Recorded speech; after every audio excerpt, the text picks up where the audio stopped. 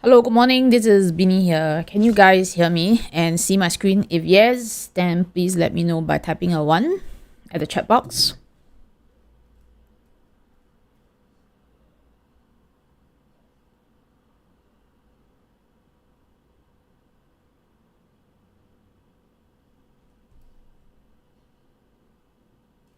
Thanks a lot for joining this session. We're going to start very soon. Today I'll be doing Market Outlook 2024 for the first half. And maybe next year in Feb. All right, I will do maybe another update because it's probably too early to take a look at the market outlook.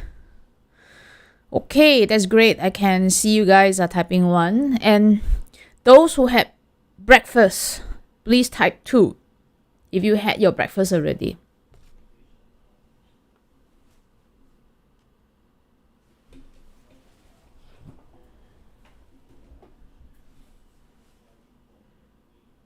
It's great. Are we ready to start? I think we are still waiting for more people to join. More people will join us in this session. So I'm just going to start slowly. If you have questions, then you can just leave me your questions at the chat box. Today I'm very happy because it's the last session of the year for me. Last session. And whatever session that you're going to have or whatever session that I'm going to do, all right, I will stream live to show you my travel. That's what I decided to do. So it's my last official session. Work. The rest, no work.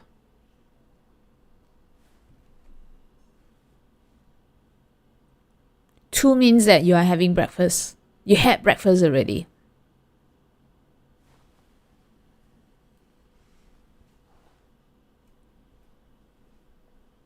Okay, so let's get ready. Disclaimer again that today purely 100% educational. So I'm just going to make the disclaimer, right? As you know, disclaimer is very important. So let's spend like 10 seconds to read the disclaimer.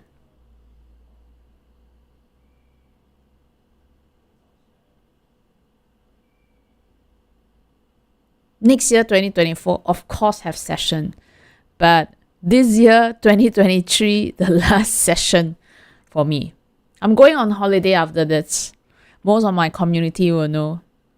Usually, I will take 2 weeks of holiday in the last 2 weeks of December. But this year, I'm taking a whole month. Hi, Regina. Long time no see, Regina. Regina, I've known her for X years that I cannot say. Because if I say already, I will review Regina's age. Okay. All right. For those who are new to us, who are new to this session, my name is Binni. Okay.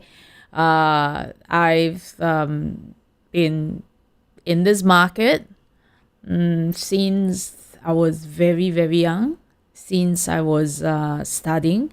So I started at the age, in terms of trading, at the age that I'm not supposed to do the market, but somehow that the market is intriguing. So it attracted me. And now I'm still here in the market, trading, investing, and as well as training, giving talks, speaking, and then of course designing trading system. Okay. So this market is intriguing. It made me my first pot of gold, and I hope that it can make for you as well. This year I wanted to do a little bit of a different thing because there's quite a huge change in my life, and the one resolution I have is to leave a legacy. Okay, so that's a new resolution. All right, at a different stage of my life, a different resolution. So there's quite a bit of a change in my approach to speaking, to training. So I hope that this can be something that you like, okay, as well.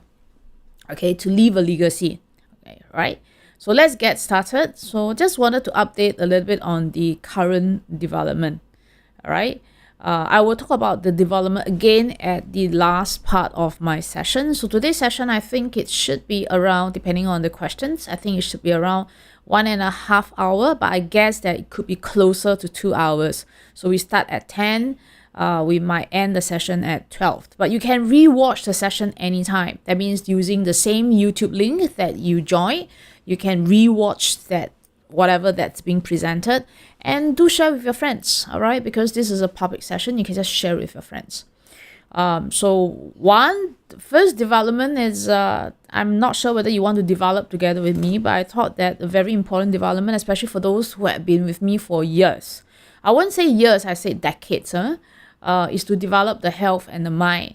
What is the health? If you've seen me, that's why today I show myself, right? I probably lose a little bit of a weight here and there, and I lose weight on places that y'all can't see, and I gain muscle on places that y'all can't see. Regina, do you see a difference? And yes, very healthy me. All right, I try to get a little bit unhealthy by eating some sugar. I think I will have some sugar later on after the session. And I tried some coffee. You know, some people might be drinking coffee, but to me, coffee, I try. Otherwise, right, almost a lot of rich meals later, right, I will have to head to the toilet. That means rich meal no longer good for me, because now sometimes I eat a meal a day or 2 meals a day, exercise every day. Okay, so that's the first development, and my the only one thing I want to do is really to leave a legacy. All right. And if you have attended my sessions, I encourage multi-instruments. I first started with trading stocks. A lot of people doesn't know, but probably in that industry, you know me as a forex person, an index person, trading person. But no, I'm into multi-instruments, whether it is stocks, whether it's forex, index, commodity, gold, oil, anything that can make money, anything that's easy to make money, then yes, I'm there. Okay, all right. And in the next development that's gonna happen is right now we are doing a lot of 4-hour trading. That means that every 4 hour we are having our signals, which is good for our lifestyle, because you don't really need to fix yourself on the screen.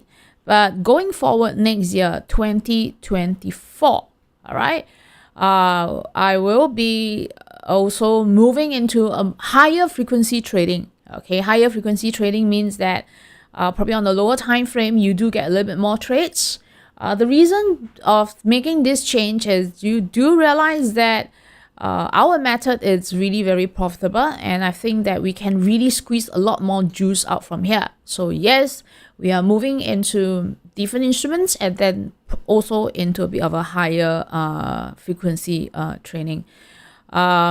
And you know that we've been doing a lot on MT4, MetaTrader 4, and as well as MT5, but we will skip the MT5 development, or maybe slow down the MT5, but to move into TradingView, okay? To move next year into our system into TradingView. And you know that also automation is something that I encourage, because I don't only look at investing and trading at this point of time, at this age, at this period, but I'm looking at what happens 10, 20 years or 30 years later. For those who are with me, then yes, we need to go into automations. Automations in our current form will evolve, and it will be more sophisticated. All right, so we have to catch up with in terms of automation. I just met my friends, and I thought that those in my age, all right, and probably a bit older, a bit younger, we are actually super. We are really very good. A few things why we are very good, I think so, is that number one, we are bilingual. Okay, that means that English, Mandarin also can. Second, in terms of Chinese, all right, we are at the stage, right, where for me myself, I can read simplified Chinese. I can also read Fanti. What's that? What's Fanti? What's that for English called? I suddenly cannot remember already. Fanti zi. That means those used in Taiwan and Hong Kong. I can read that. Okay, I mean, recently I was reading some articles using Fanti zi. So we are at this super stage, right? And then we are also at this age where, in terms of handphone, mobile technologies, etc., or computer, etc., we are also totally capable. So let's continue with that. Let's continue with automations. Let's continue with that ability to be doer. All right. Oh yes, traditional Chinese. Thanks for that. Not simplified Chinese, but traditional Chinese. Yeah.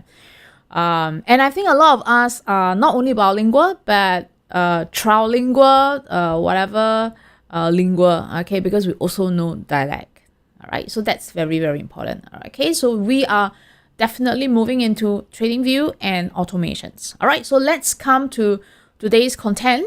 I have right now 100 and plus people in this group, and as always, when we do broadcasts, let's give this session a like. So if you can hit the like button right now, because I need to see 100 likes right now. Okay, why? So that other people, YouTube knows that you like this session and other people can see it. Okay, so hit the like button. So we're going to talk about whether there will be a market correction in 2024. And you look at the first two parts, right? I've basically said, what if the market is too complacent? Okay, that means that during the mid of 2023, a lot of people thought that there could be a market crash, but I said no, there won't be a market crash. The crash is not going to come. All right. Why is that so? Because the market is not high enough for a crash to come. Okay, so that's a huge difference in mentality. But right now, I'm holding a little bit of a different view already. So I'm going to look at other indications like COT, other indications, commodity, Japan, and REITs and banks, and also talk about the last 10 minutes to talk about what's up. Okay, that means that in 2024, if you haven't taken our course, what can you do? And if you have taken our course, what kind of deals have I gotten for you? Yes, I've gotten the deal yesterday. That means that yesterday, whatever deals that you are waiting for, I've gotten that already. Okay, so let's get started. Market correction 2024. I'm just going to run through this very, very quickly because I did this last year. So not last year, this year, 2023, early 2023, right? And we talk about U-curve inversion. And this was one of the, very popular topic during Jan and Fed, when we were doing a lot of presentation. But I presented this to the institutional clients 2022 in October. Okay, 2022 in October, saying about this U-curve inversion. Now, why is this very important? Because if you take a look at the relationship between bond yield, buy right, if you look into a longer term investment, for example, if you put a fixed deposit and you put for 2 years, right? 2 years, then you are likely going to have higher interest versus if you put it in a 3 months fixed deposit. So fixed D for 3 months is like maybe 1%, okay? But if you put for 2 years, probably you get 3%. So this is what we call normalized standard. That means that this is what it should be, okay?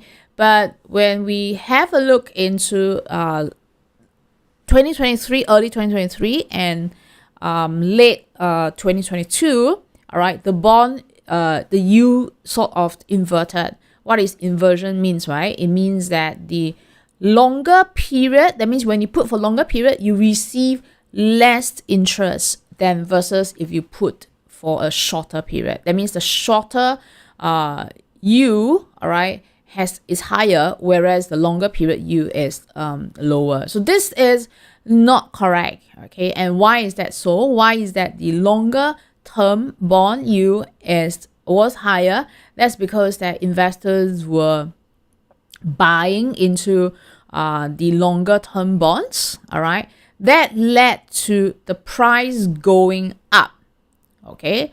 And therefore, the bond yield dropping, okay? Because as I said just now, right, the relationship between the yield and the price, they are inverse. Inverse means that if the price goes up, the yield will come down, okay? Or if the yield goes up, the price will come down. So what happened during 2023, early 2023 and late 2022 was that many investors, okay, I'm not talking about short-term investors, I'm not talking about us, but I'm talking about really those huge institutional investors.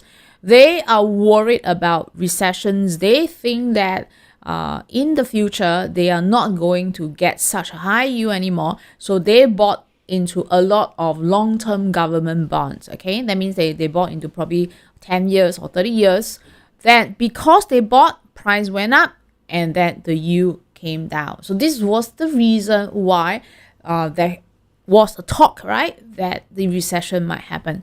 All right, now I also said that in the 2023 market outlook, that means in Jan, I said that, hey, even if the yield curve invert, whatever bad things that you are talking about, market crash, etc., will not come, okay, immediately.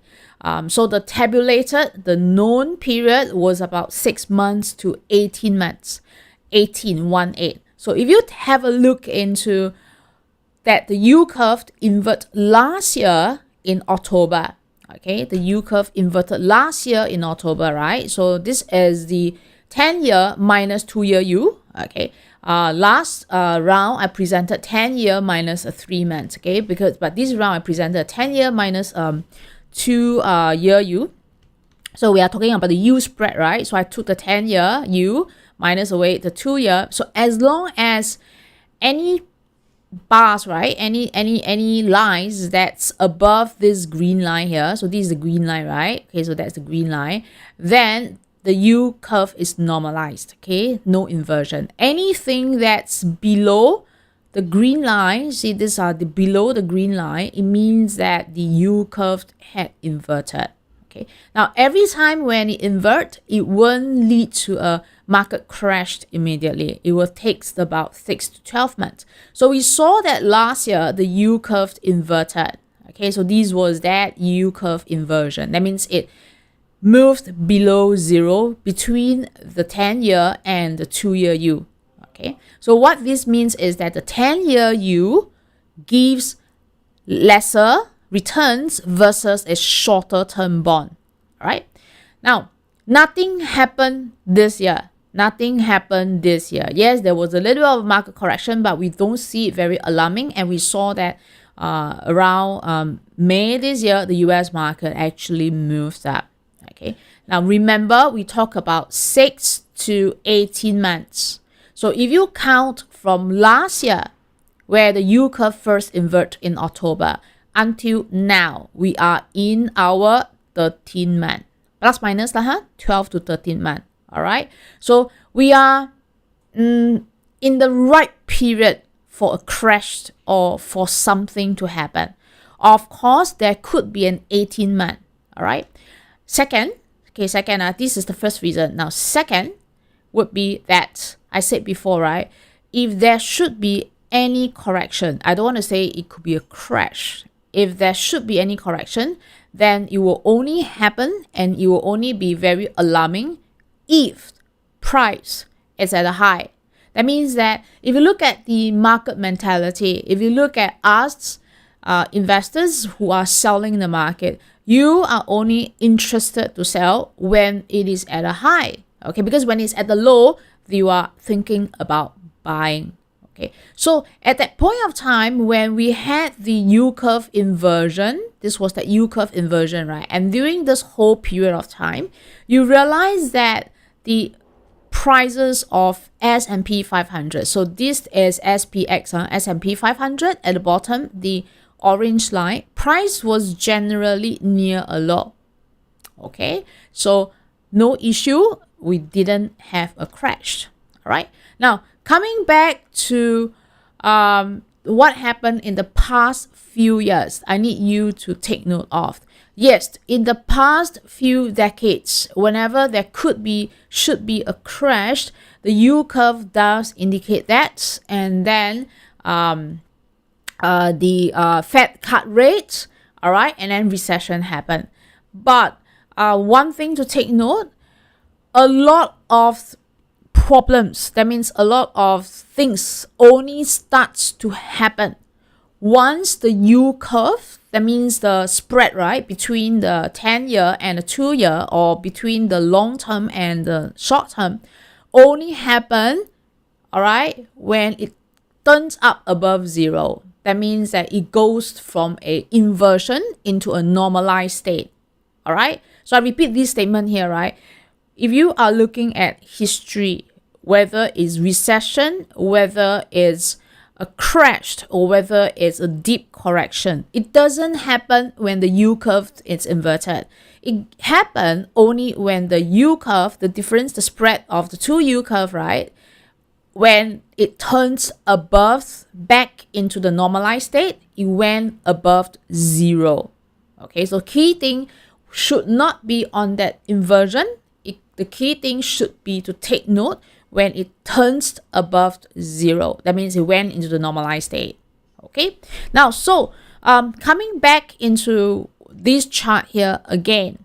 All right, so what is really happening was that during the 2023, around mid-level, we saw a low here, and we start to be very happy. Okay, we start to be very happy when we are expecting that the Fed is going to cut rate, and we start to see, for example, the 10-year bond yield starts to drop.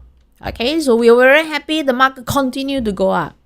All right, but if you track each market correction with the S&P 500, okay, you track that with the U curve movement, the difference between the 10-year and the 2-year, right? You see that correction only happening, okay, here, all right, when it goes above zero. That means it went above the zero line, right, the green line, and that tallies with a correction in the market. Okay, some it can lead to a crash, some could be a slight correction, but they are quite major. So let's take a look at here again, right? So there was a period where it went up. Okay, so this period here, but it really went up around this period. And if you look down, all right, so this was really a market peak back in 2007, and that led to 2009 correction. Okay, 2008 and 2009 correction. All right, now this was a state, right, where that U curve started to get a little bit to zero, but never really moved into a inverted U curve stage. All right, but at this point here, you realize, okay, when it gets near to zero and it tilt up, it gave a small correction back in 2020, and we can say that that was an outlier because it was COVID. All right. Now this time round, there was a very steep inversion. Okay, we saw that the 10-year and the 2-year inverted the most if you compare to what happened to the past 30 years. Okay, so this was that worst state of an inversion. And we know that deep in our heart, when the US stock market was moving up, US in terms as an economy, China, Europe, they are all not doing well, but yet the stock market kept moving up. So there was a detachment between the reality or whatever that we saw, but we are still spending money, it's still very festive. Okay, we are still eating, we are still partying, and Marcus is still traveling because he just sent me a greetings from Europe. But we know in actual state, all right, that many things aren't doing very well. Okay, all right. So do take note of one thing from whatever that I'm going to present. The inversion, it's getting nearer and nearer to zero. Okay, so we were in that -1 previously during the mid 2023. Okay, so this was mid 2023. We were in that -1 in terms of the yield curve inversion. All right, right now we are getting very, very close.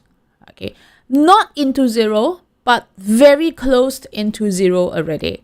And in the past, although the past can give us a clue and it's not certain that it will happen again, but I thought that we really must pay attention, especially when S&P, NASDAQ, and the other US indexes except Russell 2000, they are all near the high. Okay, they are at the high.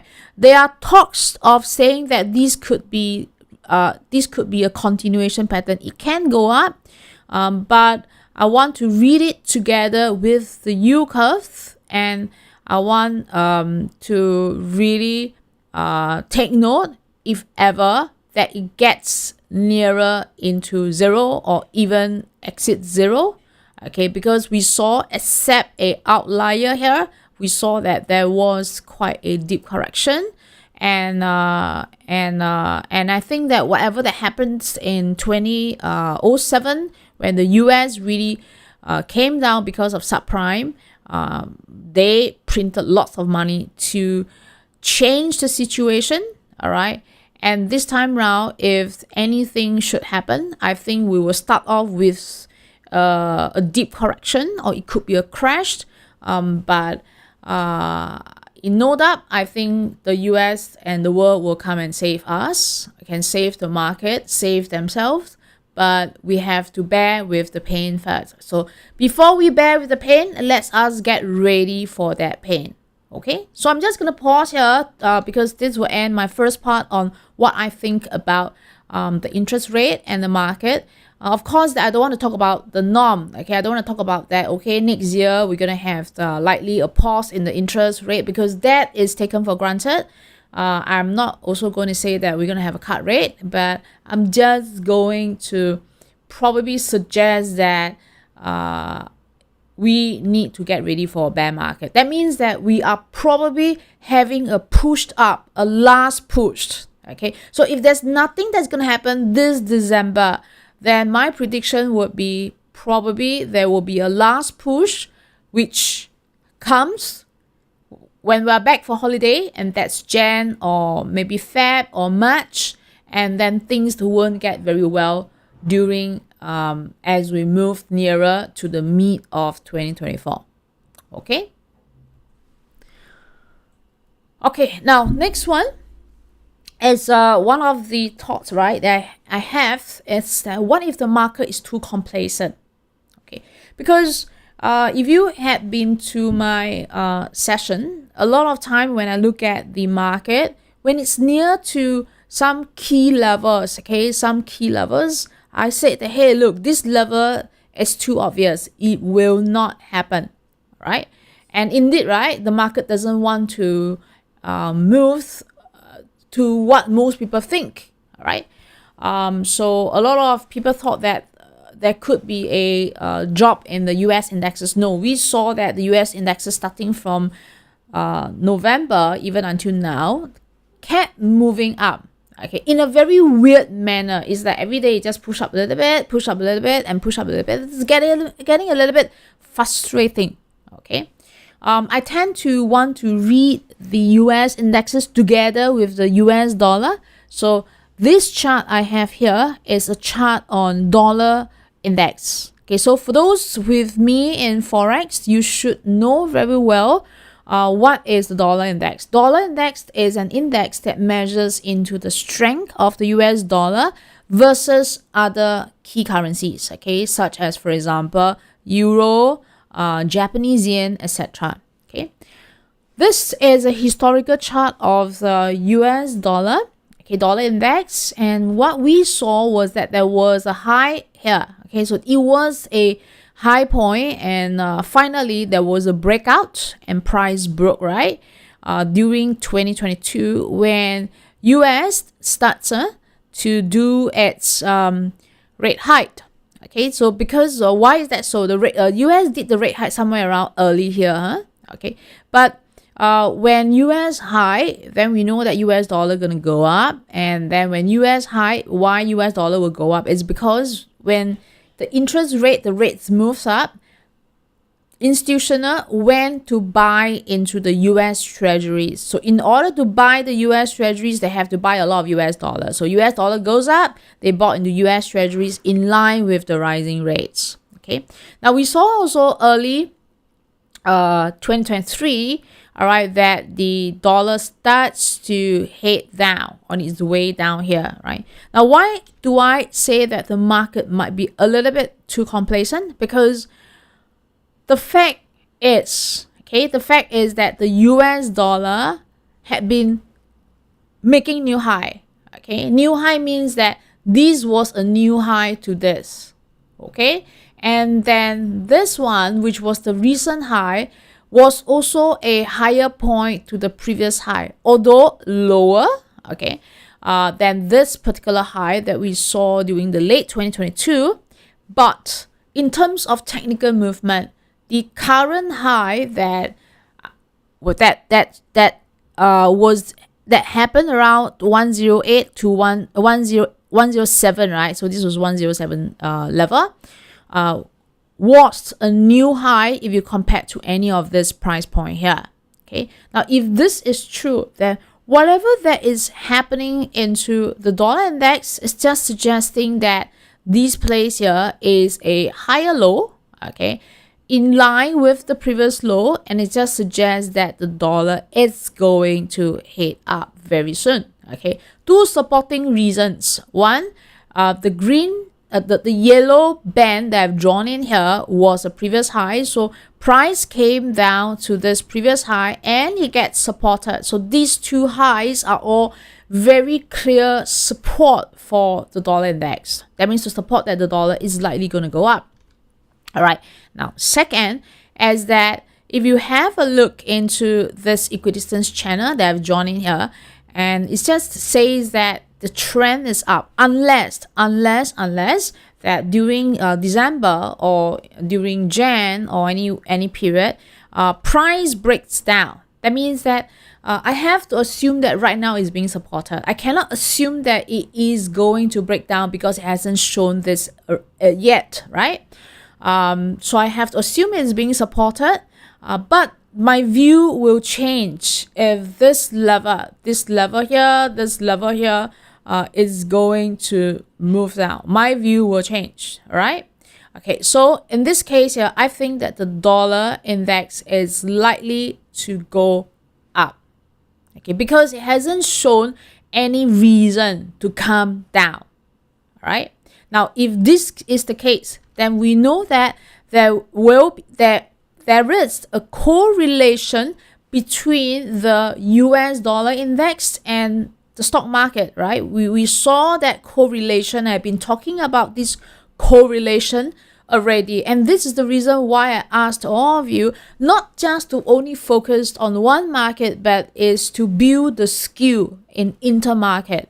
Okay, that means to do intermarket analysis. Whether you are going to use it later on for your own trading, it doesn't really matter, but more important, we should really be looking at intermarket. So what is the US dollar telling us? For example, when the US dollar was at a high, so this was a high point, right? Okay, then the stock market, this is at the bottom is SPX, which is S&P 500, would be at a low. Okay, we saw that at a low. Why is that so? Because when the US dollar is at a high, okay, that means that it is likely going to drop. Okay, now when it's likely going to drop means that the US dollar is actually coming down. Why is it the US dollar is coming down is good for the market? Because if the US dollar is coming down, then the market will be thinking that, hey, look, US, you are not going to hike rate anymore. Because I explained already between the rate and the US dollar. If the rate goes up, so this is IR, if the rate goes up, people wants to buy bond. All right, so people will have to buy US dollar. So USD will have to go up.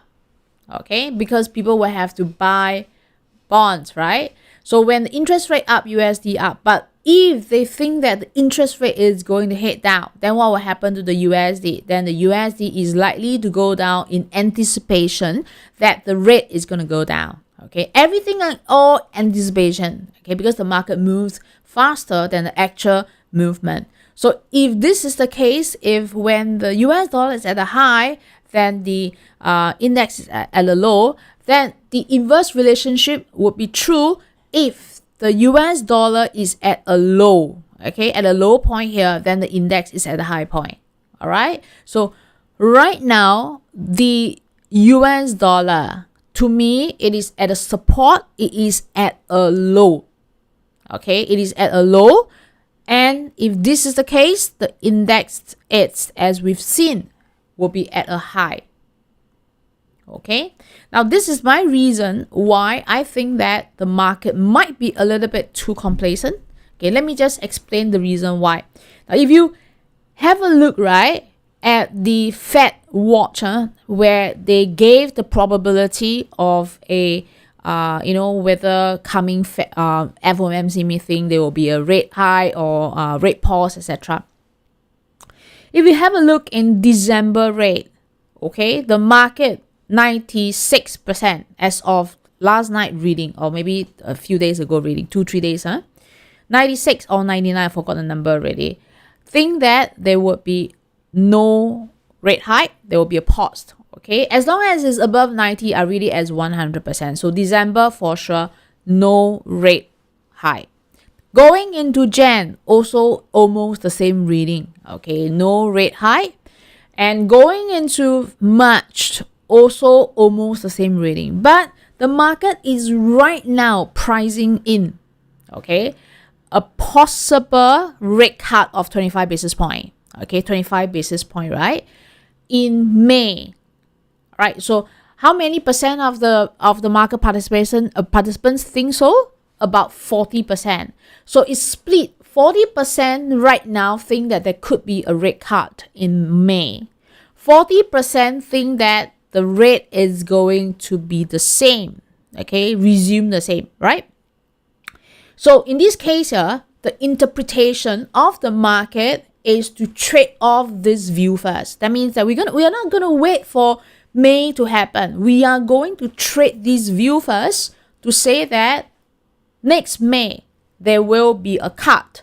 So it's more like thinking that either May or June there will be a cut, and it's more like enjoying the fruits before it's even ripened. Okay, and we know that the market has always been too complacent, all right, and too reactive, right? So in this case, any slight little change can tilt that balance. And what if Fed has no room to cut? That means that they are not going to cut, or even if they cut 25 basis point, all right, the reason could be that they are being forced to cut. Okay, so there is a difference here. There's a difference between what's that's in terms of the action.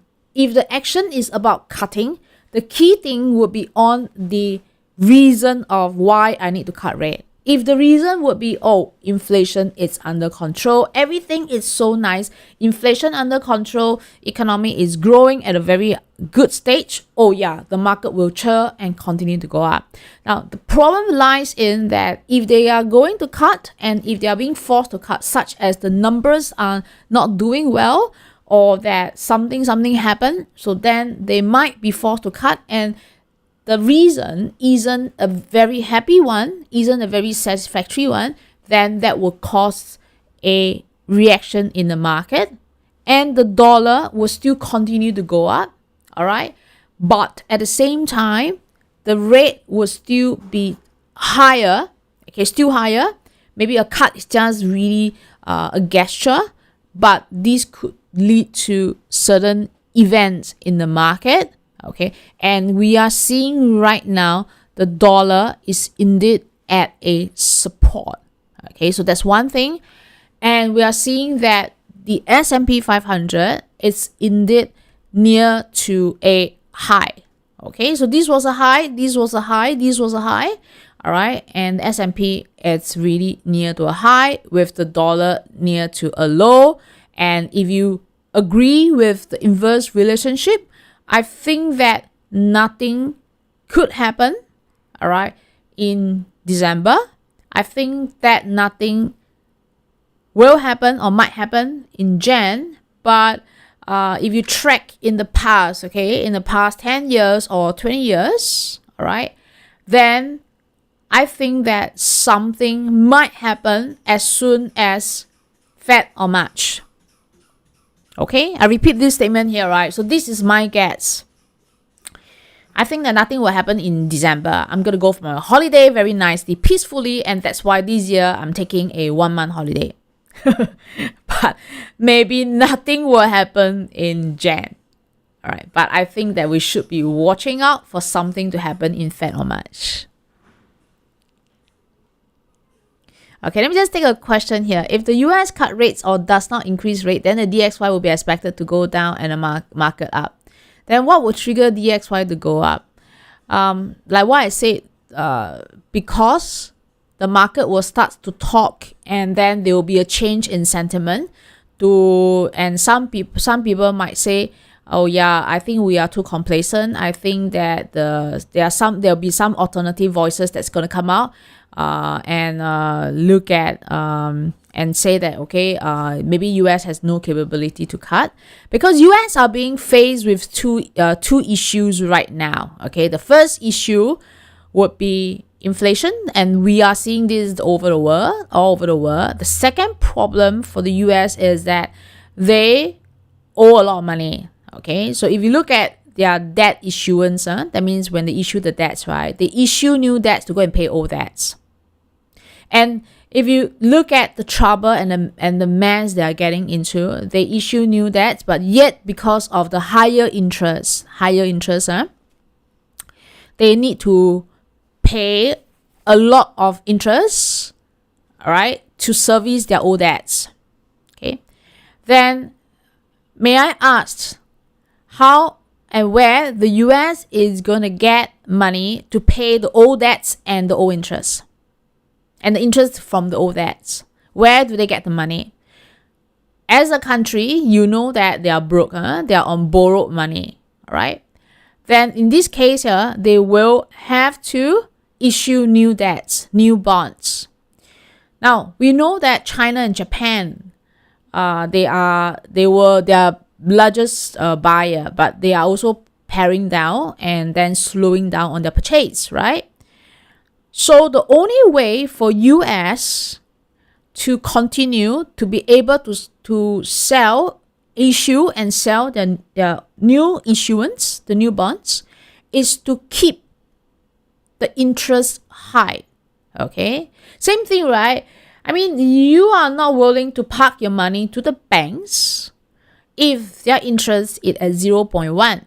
Okay, that's why you find that some of the banks, right, they have this special promotion on Sunday or Saturday. They will tell you that, oh yeah, now you park how much? You just need $10,000 or you just need $20,000, and you get a rate as high as 4.08%. All right. But they keep repeating this, they never tell you the details. They never tell you that, oh yeah, 4.08% is only for the first 3 months. The rest all don't have. Or they never say you need to lock the money in for 3 years or 5 years. You can't take it out. If you take it out, there's a penalty. Okay. So I think that US will have to keep the rate high in order to sell their bonds. Okay.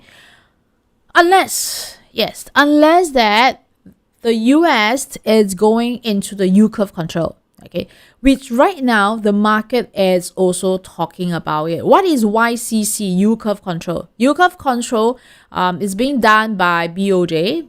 All right, what is yield curve means that the Japan, they will issue their own bonds. They issue their bonds and they would buy their own bonds. Okay, by doing so, right, they keep the interest at a low side. Okay, less than 1%, plus minus around there. All right. So they print their own, they issue their own bonds. They print the money and then they're going to buy their own bonds. All right. and they keep it under control so that they can keep the rate, right, at the percentage that they wanted. Okay. My own prediction is that in 2024, right, so we keep focus in 2024, I do not think that the US will do a YCC unless they are desperate. Okay. But this doesn't mean that in the future they won't do YCC.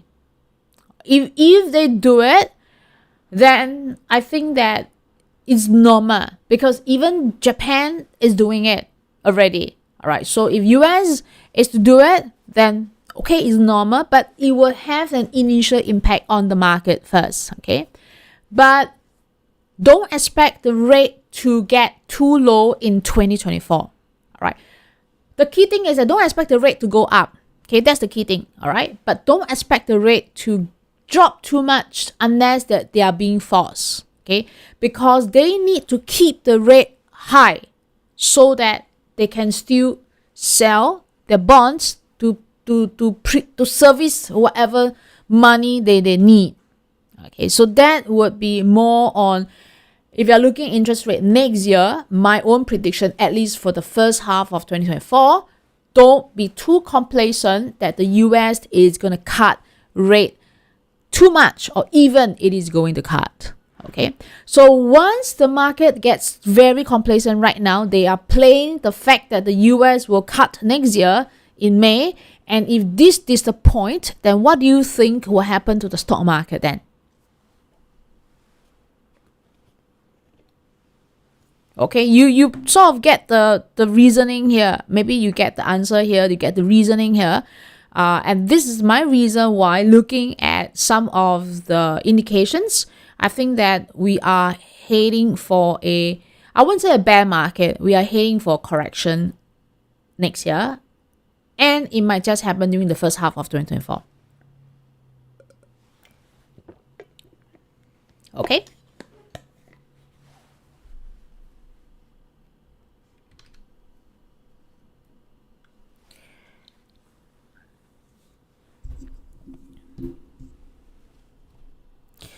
What would be the possible range of a 10-year yield next year? I did a bit of a calculation, Marcus, after your question to me. All right. I think that we could be looking at also 3.75%, 3.75 range, but we will not see 2. Okay. There's no way that we will see 2, but at most around 3.75. I think so. Okay. To get into 4 is really, to get near to the 4 is really, really very good already. But I think around there, 4, 3.75, 4. Yeah. Okay. All right. So let's move on to COT. Now, COT is something as an indication that I most of the time will talk about it and at time to bring it up. And I thought that for those who are new, who doesn't know about COT, I would just want to talk about it briefly. Okay, briefly as in to let you know how you can use these indications and so that you can monitor these yourself. Okay, now COT is commitment of traders report, right? What happened is that in the futures market, futures is a type of derivative. Okay, and if you are from the institutions or some of the larger funds, you can't trade the CFD, the contract of difference market, because the CFD is a OTC, over the counter. So over the counter means that when you have a broker, okay, I mean essentially a company, right? If you are doing over the counter OTC product, such as a CFD, contract for difference, then this means that you are dealing with the brokers. So if the brokers go down, then your entire trades will go down. Okay. So what the large institutions and the commercial traders, all right, such as your companies, they will have to go to the futures market, which is an exchange traded product. That means you're trading with the exchange, right? And then they do it. Okay. So who are the commercial traders? They are the hedger. What do you mean by hedger? For example, if you are flying SQ, you know that SQ will need to buy a lot of oil for their aircraft fuel, right? And they cannot say that today I want to pump oil, like you go to the car, right? You want to pump oil, right? And you will have to pay for the current price. What they will need to do is they need to anticipate the demand that they required and to hedge into the oil prices, because then they pump every day, all right? But if the oil is going to fluctuate badly, so they need to hedge, right? To go to the futures market to hedge, because they will have to buy oil. So at the other hedging side, they will have to probably short oil so that, they could do some hedging. Okay, and SQ is such a lousy hedger, all right? The second group, right, will be the non-commercial traders, and these are the large speculators. These are, for example, the funds, the traders belonging to the institutions. They would go into the futures market to only do one thing, okay, which is for commercial reason. Commercial reason means that they will go in and trade to make money. That's their only aim. And of course, then the third group will be asked, who are the small speculators. So what happened is once we make our trades, then at the end of every week, the US CFTC, which is the Commodity Futures Trading Commission, they would release a report, and this report will be what we call commitment of traders every Friday around 2:30 p.m. EST. Okay, to us in Singapore time would be Saturday morning already. They will show the net long and the net short position. So let me just explain what is net long and net short position later on. But what we are concerned about in terms of understanding the COT and using the COT is to look into what the non-commercial traders are doing, because they are huge speculators in the market. They hold large accounts. All right. They are also driving the force. Okay, that means that because they have a lot of money, right? So if they are bearish or they sense that things are not good, you go to the COT. So you go to the futures market, you put in a short position, and this report will show whether they are holding net long. That means that net long means that whether they are net bullish the market or net bearish the market, net long and net short. So to use the COT, you will be looking at extreme values of the COT. All right. So let me just talk about how to use them, because you can take these tools and go and look at the market. Okay. So I have here Euro versus Sing, which is the price of the Euro versus Sing, and at the bottom, which is the COT. So you can go into trading view, right, and look for this indicator, which is called COT non-com net, right? So this indicator, just type COT non-com net in trading view and you find the charts here. So anything that's above zero will be called net long. Anything that's below zero will be called net short. All right. Net long means that they are holding a lot of long position. Long means that you are buying the market. All right. Net short means that they are holding a lot of short position, because for the futures market, you can easily long or short. All right. And they usually go in not to hedge, they go in to take a position. Okay. Now, so how to read that? We don't say that if you're net long, we don't do that, right? If you're net long, you go and buy with them. No. Okay. We take the contrarian view. That means that if they are net short, likely the market will be at the bottom. Okay, I repeat this. If you see that they are at the net short, okay, at the bottom, at the low, likely the market will be at the bottom. Now, why is that so? Now, net short means that they are selling the market, right? They are selling. Now, what happened when COT reached the extreme value? That means low until very low, extreme value, right? Now, think in terms of this. If you have been selling your stocks, what will you end up with? You end up with a lot of cash, right? Okay, because you are net short, you keep selling, you keep clearing your position, end up with a lot of cash. Then what do you do with your cash?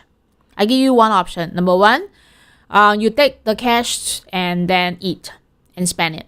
Okay, first option. Second option, you take the cash. All right, because it had been dropping, and you've been selling. So second option, you take the cash and you start buying.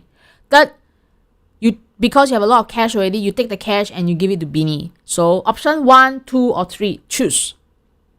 I repeat the first option, right? Option 1 is take the money and go and spend and eat and enjoy and go for holiday. Second is that because you keep selling already and you have a lot of cash, you take the money and you go and buy at the low. All right. And then because price have been actually going down. Okay. Lastly, you take the money and you give it to Binni. Which one? 1, 2, or 3? Let me know in the chat box while I drink some water.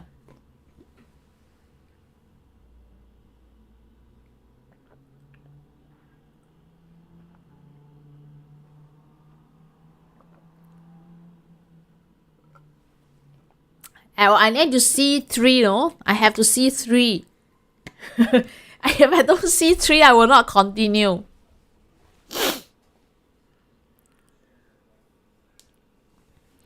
Please type 3, then I will continue.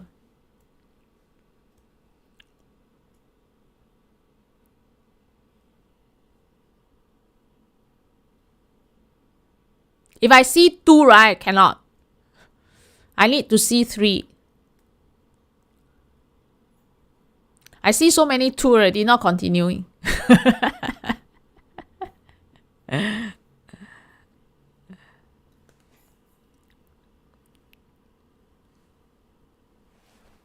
Yeah, see? Must threaten a bit. Yes! Thank you. 3. 2 plus 3, then 5 already. Okay.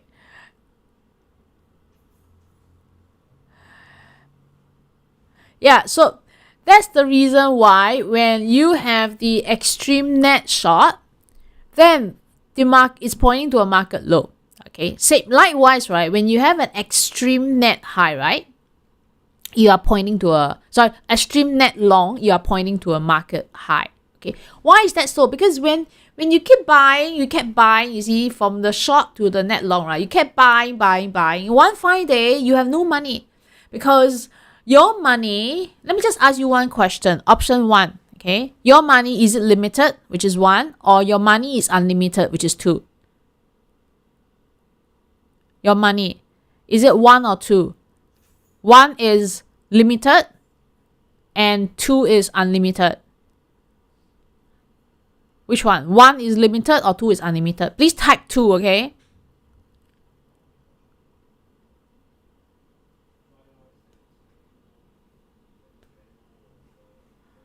Right? 1 is limited or 2 is unlimited? Type 2. Cannot be unlimited. So if your money is limited, there will be one fine day that if you keep buying, and then you will just drop, isn't it? Because you don't have any more money already. So when the market goes into an extreme net long, okay, net long here, then you find that it is at the extreme high, okay, that and it's at the top, okay. So in this case here, when you have the COT at the extreme level, it gives you the idea that the market is almost like overbought. Okay, so to look at a net long situation, you see this as an overbought situation. For a net short, you see as an oversold situation. Then we come to the next thing as how do you define, okay? How do you define whether it is a extreme value? The only way to do that is we have to assume that human psychology doesn't change. Greed and fear will still stay with us. It doesn't change. So in this case here, you go back and you see that, okay, you compare this one here, right? You compare to the past, okay, to the past. You look for the highest value, okay? You look for the highest value and you will see that the current value right now is almost the same as the previous historical highest value. Then you are probably the price, the situation for COT, right, as shown in COT, is probably a net long extreme value. So you always refer to the past, okay? All right. So same thing, for example, here, right? So we saw that this value here exceeded the previous low value, all right? Then in this case, it's more likely to be at the extreme net short level. But when it goes into COT, sometimes it can be a little bit difficult because at this point here, so we get into an extreme value, right? But if you compare to some of the recent high, but if you really go into this really, really, really low value here, you don't get that extreme value.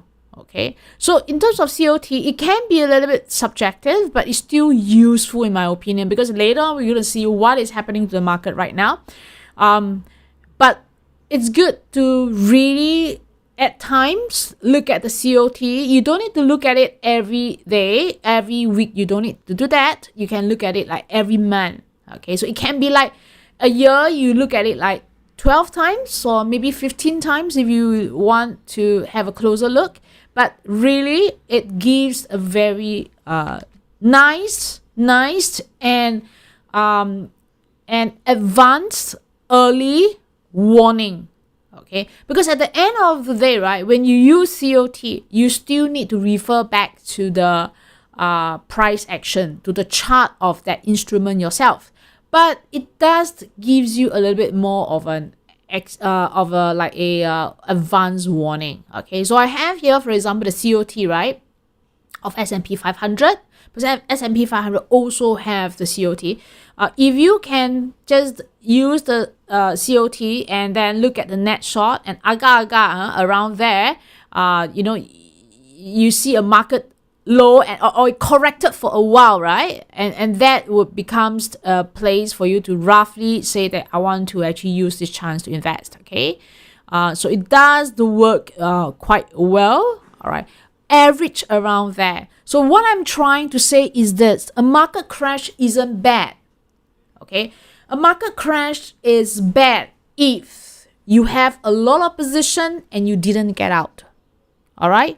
But for those people who hasn't been able to get in, a market crash is something you want to look for. I won't say look forward to, because nobody would look forward to a market crash, right?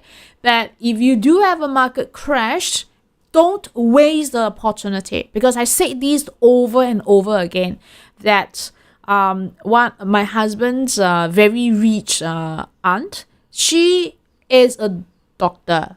Okay, doctor means a GP, right, who doesn't already making money, but they don't have a lot of time. But whenever she's driving and then she heard that the market moved down, the banks moved down by how much, the market crashed by how much, that's where she opens her ears and her eyes and everything, and that's where she picked things up.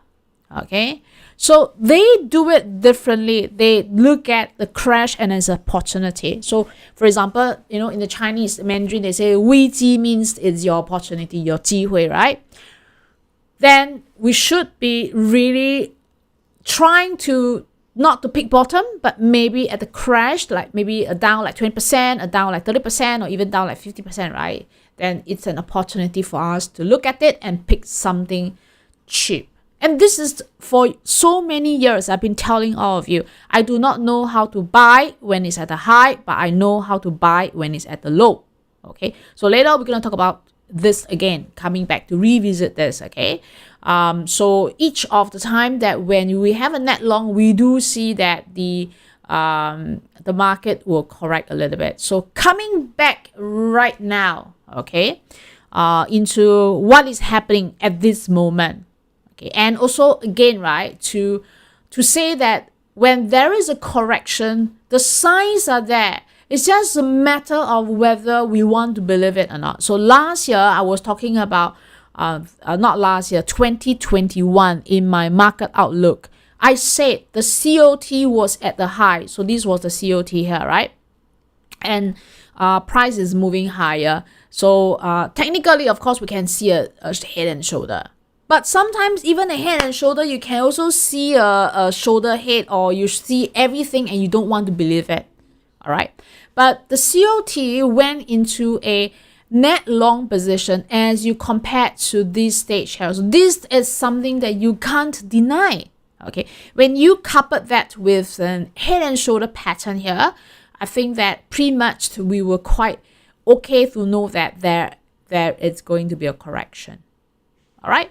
Okay, now coming here this way, this one, right? Okay, so we went for a net short. Okay, the market went into a net short in the June period. A lot of people didn't expect and were expecting that the market will continue to correct, But that's not true, because the COT went into the net short because the market were all expecting that it will correct, right? They're all harping on that very bearish tune. You look at the YouTube, right? Because that's when I first started the YouTube channel. You look at the YouTube, people were all talking about a crash, but it didn't happen. COT went to the oversold, the net short, and then the market went up because of AI stocks for the US. All right. Okay, let's talk about right now. This is the current state of the COT. Can I ask whether this is net long, net short? Okay, it's net short, right? But are we at the extreme level of the net short? Yes or no? Are we at the extreme level? You can just type yes or no. Are we at the extreme level of the net short? What do you think?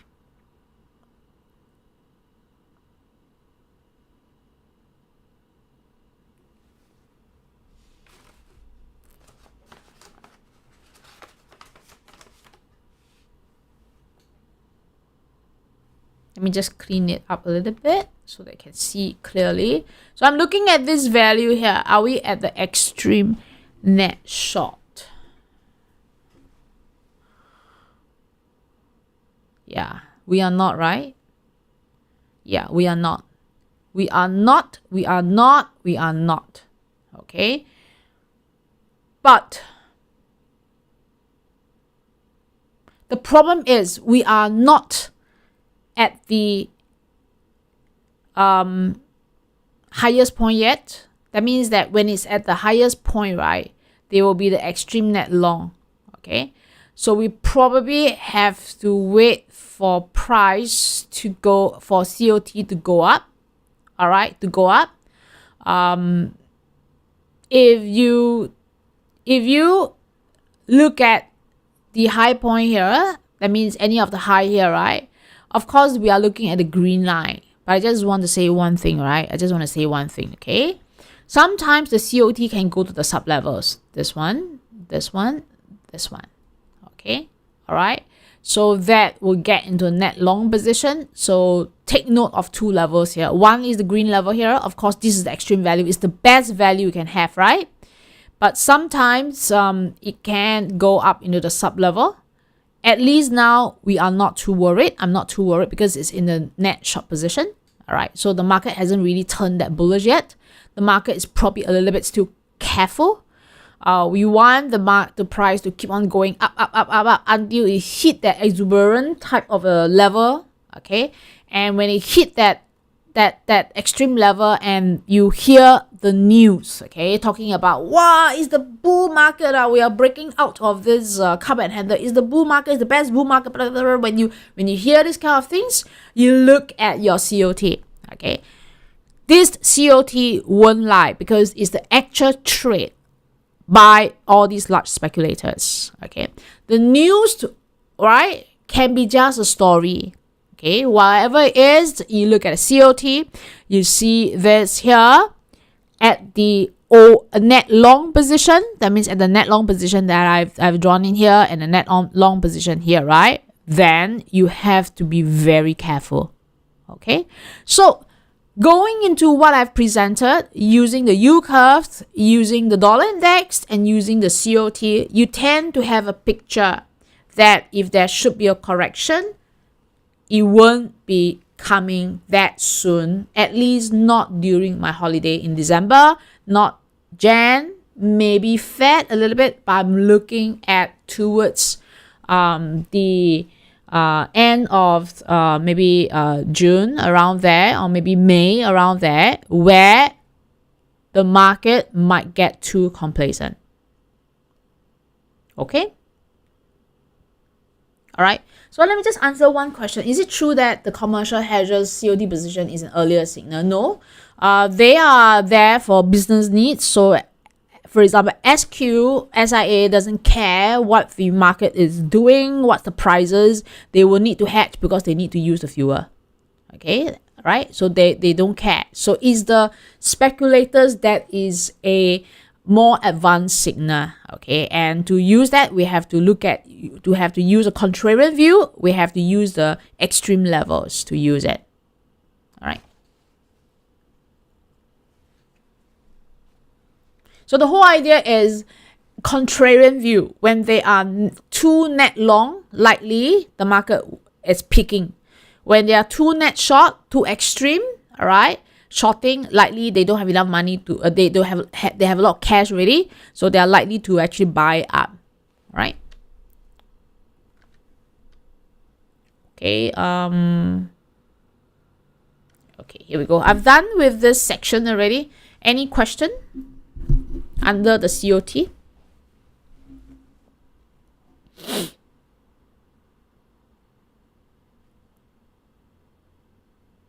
Okay, I see that there isn't any question, so I can just move on.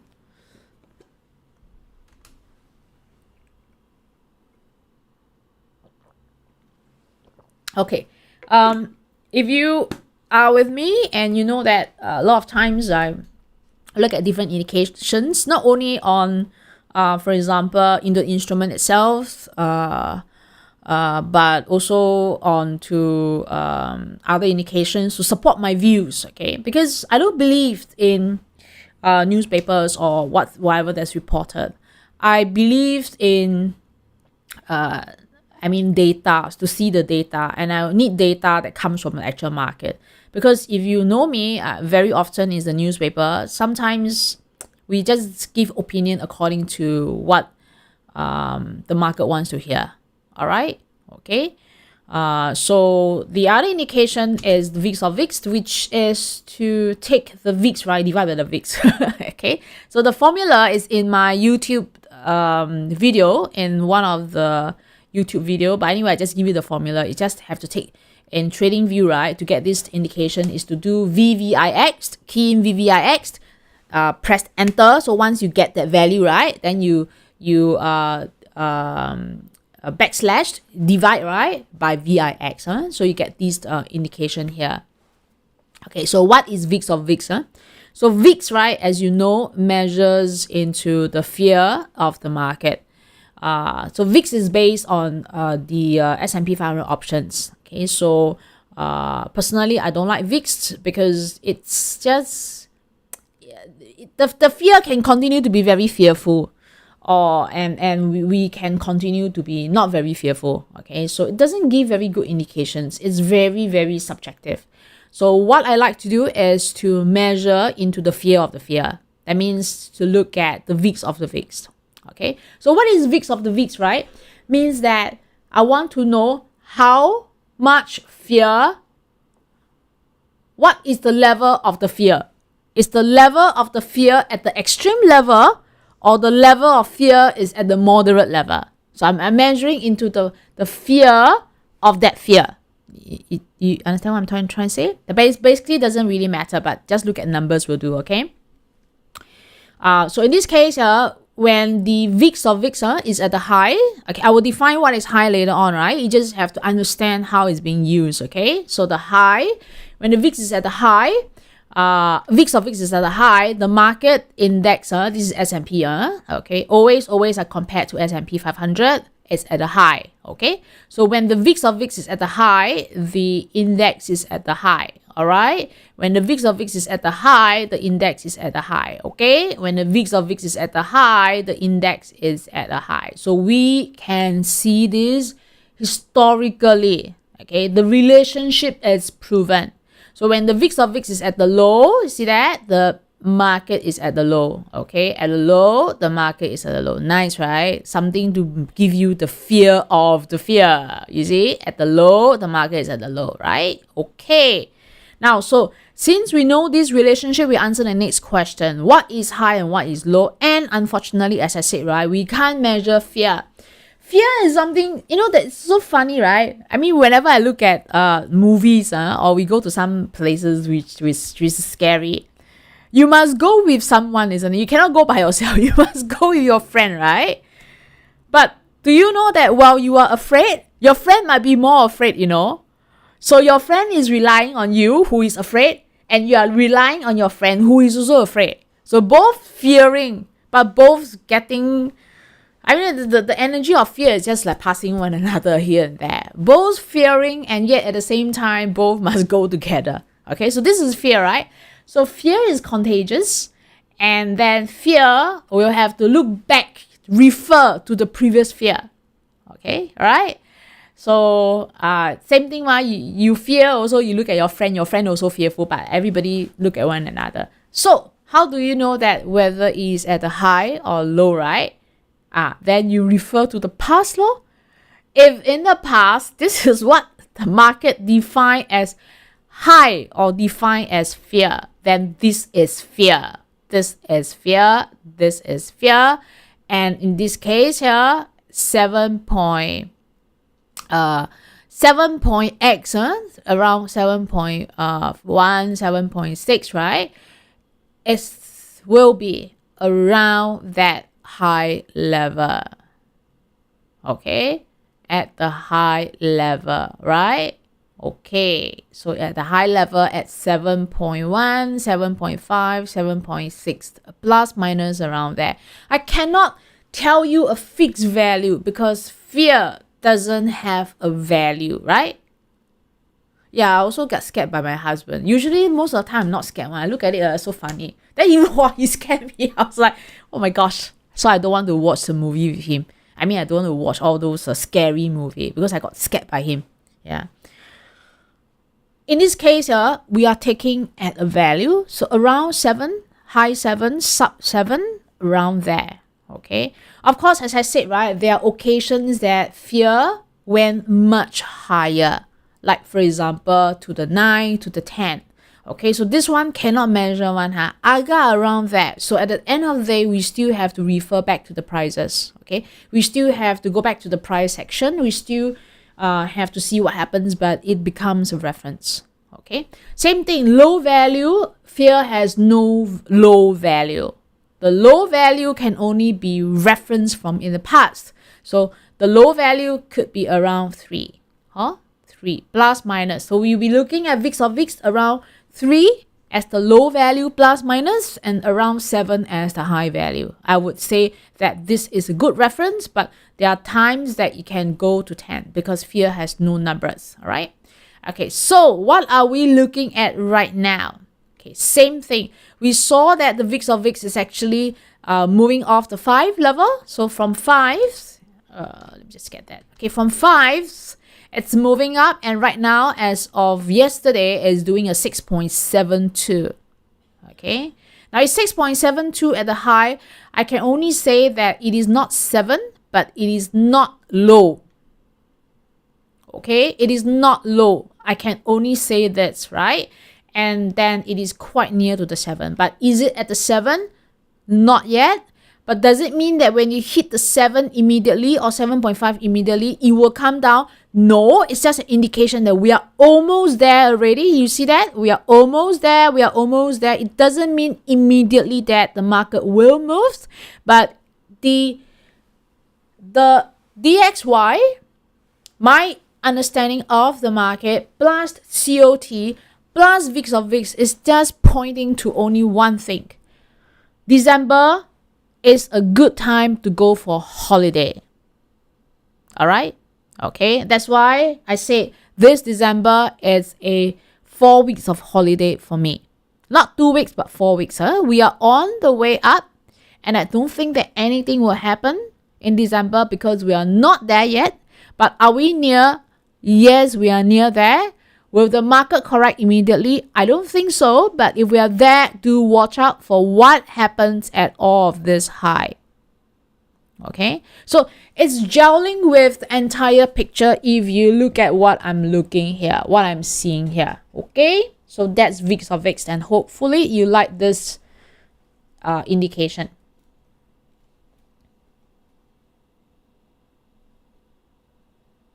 Okay, good. Let's move on. Now, what I like to do is I like to go for themes. Okay, so last year, I went for a few themes, and one of the things that I talk about was gold and oil. Okay, They came according to prediction at the low side, but of course oil didn't really like moved up in a super trending situation, and gold was is trading now about 2040. Do you see, have you seen my gold bar in the video?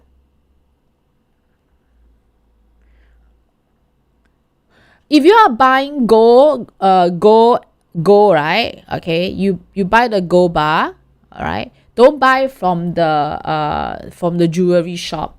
If you don't know where to store your gold bar, I have extra space in my safe. Okay, you can just all deposit to me. Okay, so if you want me to store your gold bar, type 1, then I will store for you.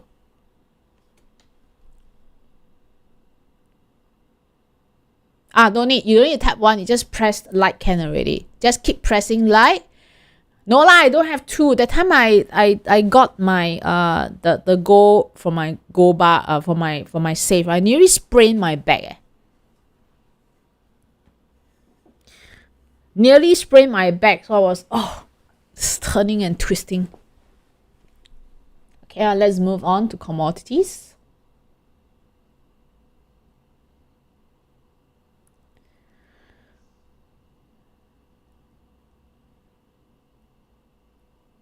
Okay, do you like to drink coffee? Do you like to drink?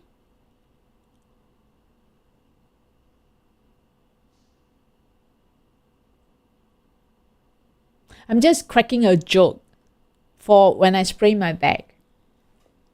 Because people want to know how much gold bar I have, ma. How can I tell you? I cannot tell you. I can tell you the number of bars I have, right? I can only give you one hint. So heavy until can sprain my back. So you all didn't get the joke, huh?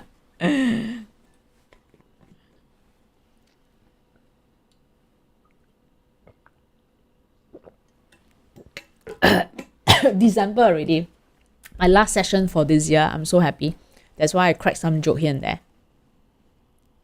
You know, like yesterday I was so sad. Thursday. I was so sad. Why? Because I went for a lot of meetings, right? And then the more meetings I went, the more my Jan calendar fills up. That means the January slot. Do you have slot for this? Do you have slot for this? I want to book 3 slots. I said, I haven't even gone for my holiday yet, right? My Jan calendar filled up. So I just complained to my friend. My friends ignored me and just answered, this is the first world problem. How cruel. How can that be? How can this be a first world problem? All right, as I must go for my holiday first before I start working. So you haven't even seen December, and then you get like the Jan and the Feb calendar fill up. Cannot be, right? Okay, so let's drink some cocoa, not cocoa, and drink some coffee. I think that soft commodities would be really something that we need to take note of. All right. If there can be a theme going forward 5-10 years, I think that we need to acquire assets, and I think that paper money is useless with all the printing. And I think that we need to really be looking into some form of commodities like hard assets. All right. So I'm not saying that we are going to invest in all these things, but I'm just pointing out to you soft commodities and some of the hard right? So last year was gold, and my own prediction of gold is that it can go to minimal 2005. Okay, so that's my prediction, 2005. All right, for those who are going to get married or going to propose, going to get married, right? Please buy a ring, a gold ring, and not diamond ring, because diamond ring will be worthless to the point that you get out of the shop. Okay, so ask for a gold ring, ask for a gold whatever, or just buy a gold ring. Okay, if you want. I still have a gold ring here that I haven't I didn't wear for a long time though. You see my gold, I showed it to you. I just took it out. Now I can put it on already. Previously I cannot put it on. Where's my camera? Is it gold ring here? Right, yeah. So this is my gold ring. Just here only, yeah.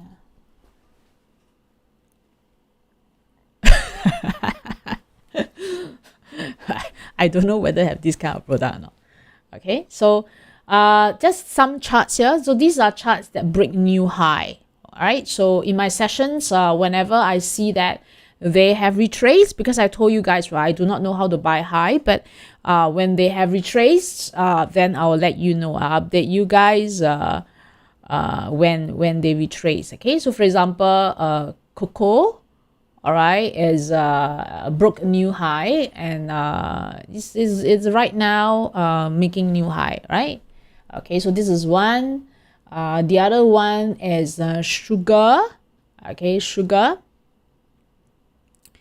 And also out of this consolidation, you see it's a very nice pattern, like, you know, a build base, right? Huge base, a huge base, and then break new high, you know. Yeah, so these are things that I'm looking at. So I update you. And coffee, so I asked whether you drink coffee. Recently I tried to try only lah.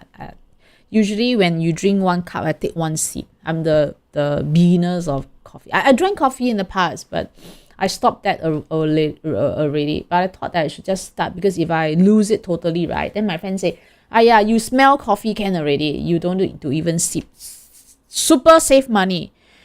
I drink, they ask me, what you want to drink? Plain water. Wow, you save money. Don't need to spend money. Okay, so this one was coffee. It go all the way. You realize that it's also formed this base.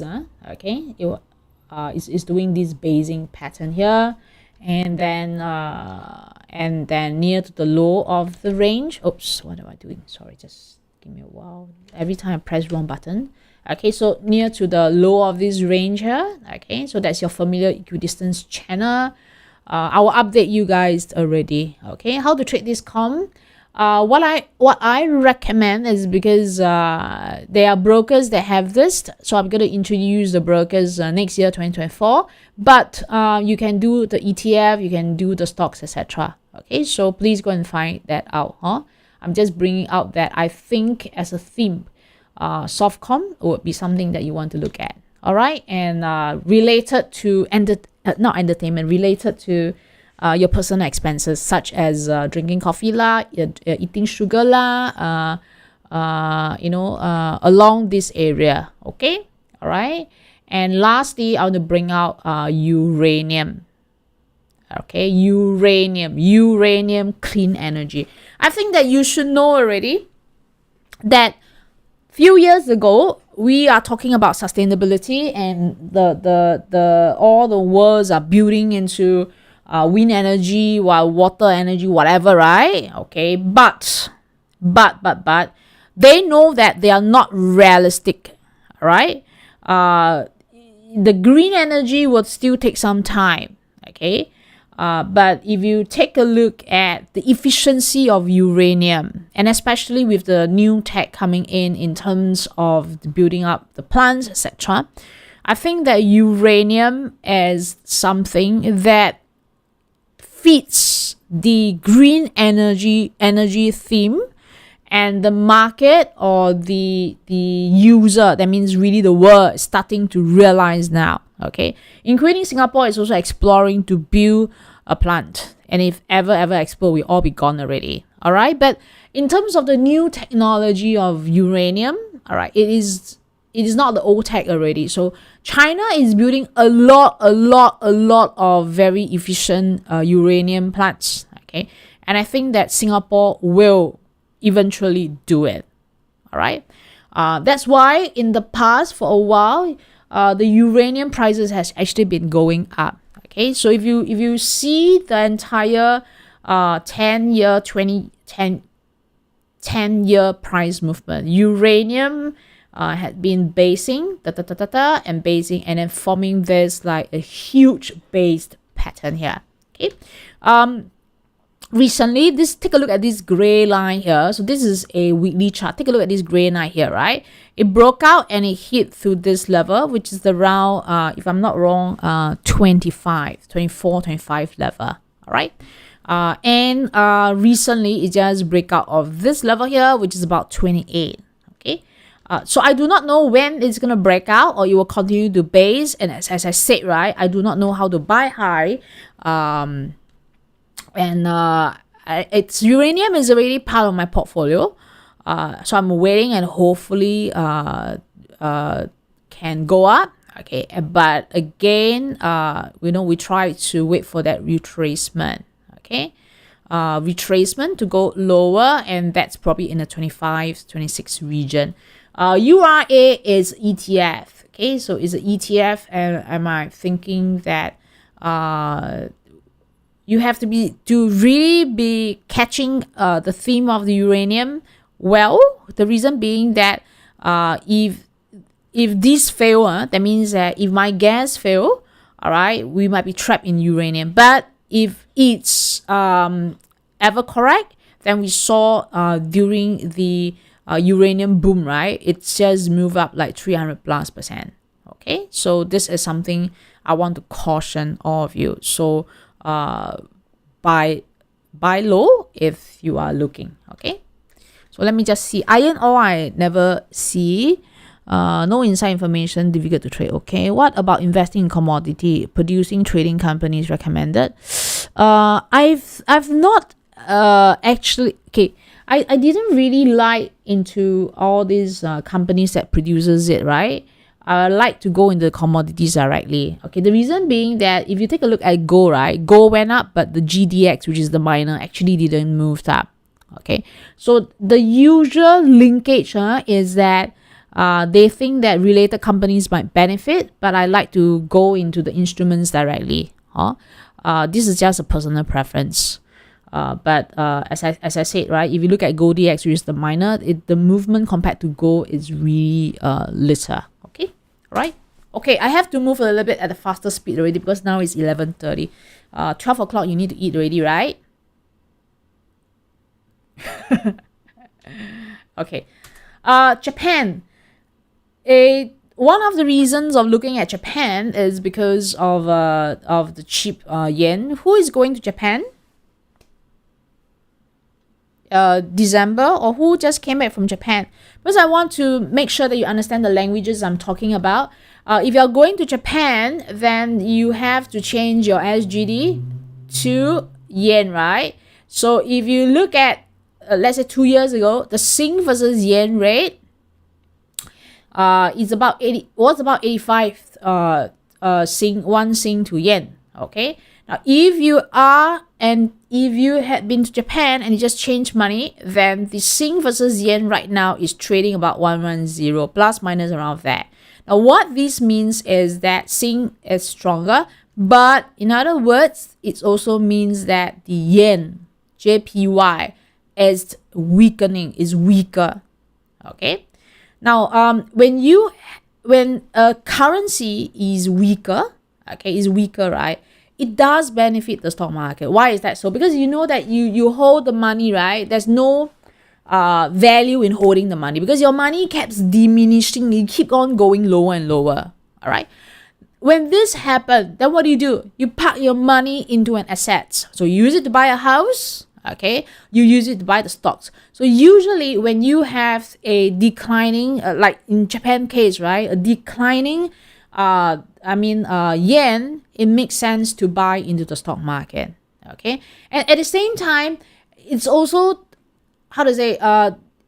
good to buy in the stock market because right now, right, instead of traveling, because when you travel, you also buy Japan goods, right?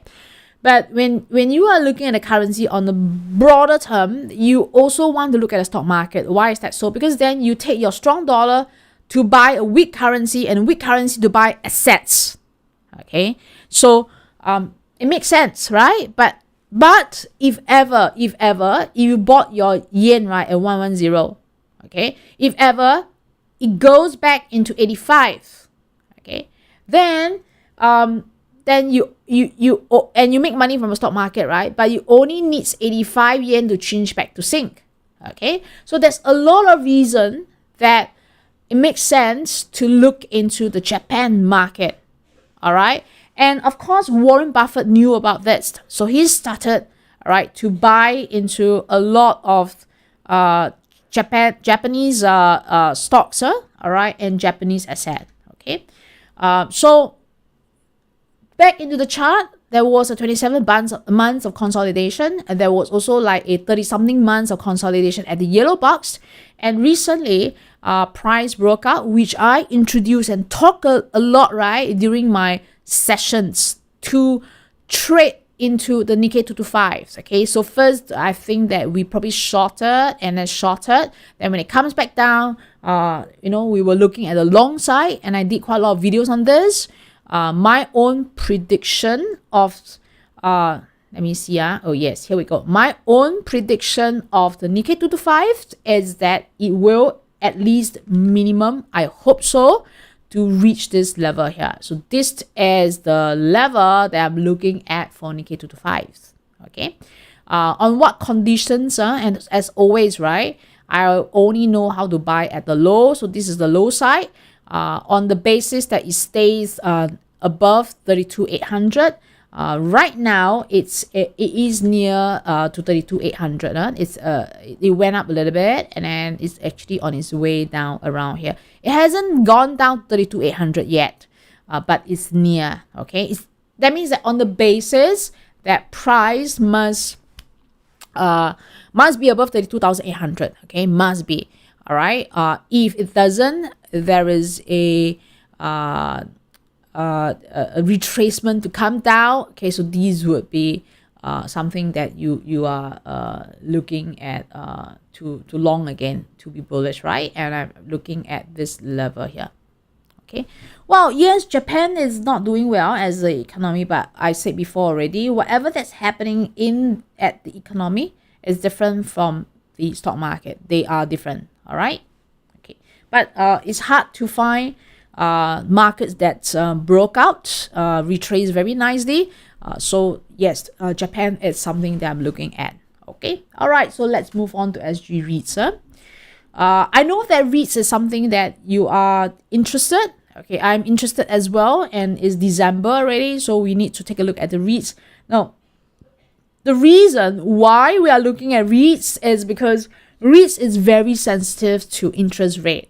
Okay, so when interest rate went up during the 2022 period, starting in 2021, you can see that the REITs overall, this is the index, which is FTSE, NAREITs Asia x Japan, is like a consolidation of the major REITs with Singapore REITs, major Singapore REITs having a 40+% weightages here. Okay, so this is the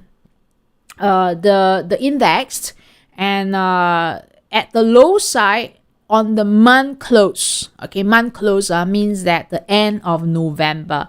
Finally, it did this wash and rinse on the month chart. Okay, now what is wash and rinse? If you are in my alien wash course, you know that this is a wash bar, so W, and this is a rinse bar. Okay, wash and rinse, and as of the month close, that means the close of November.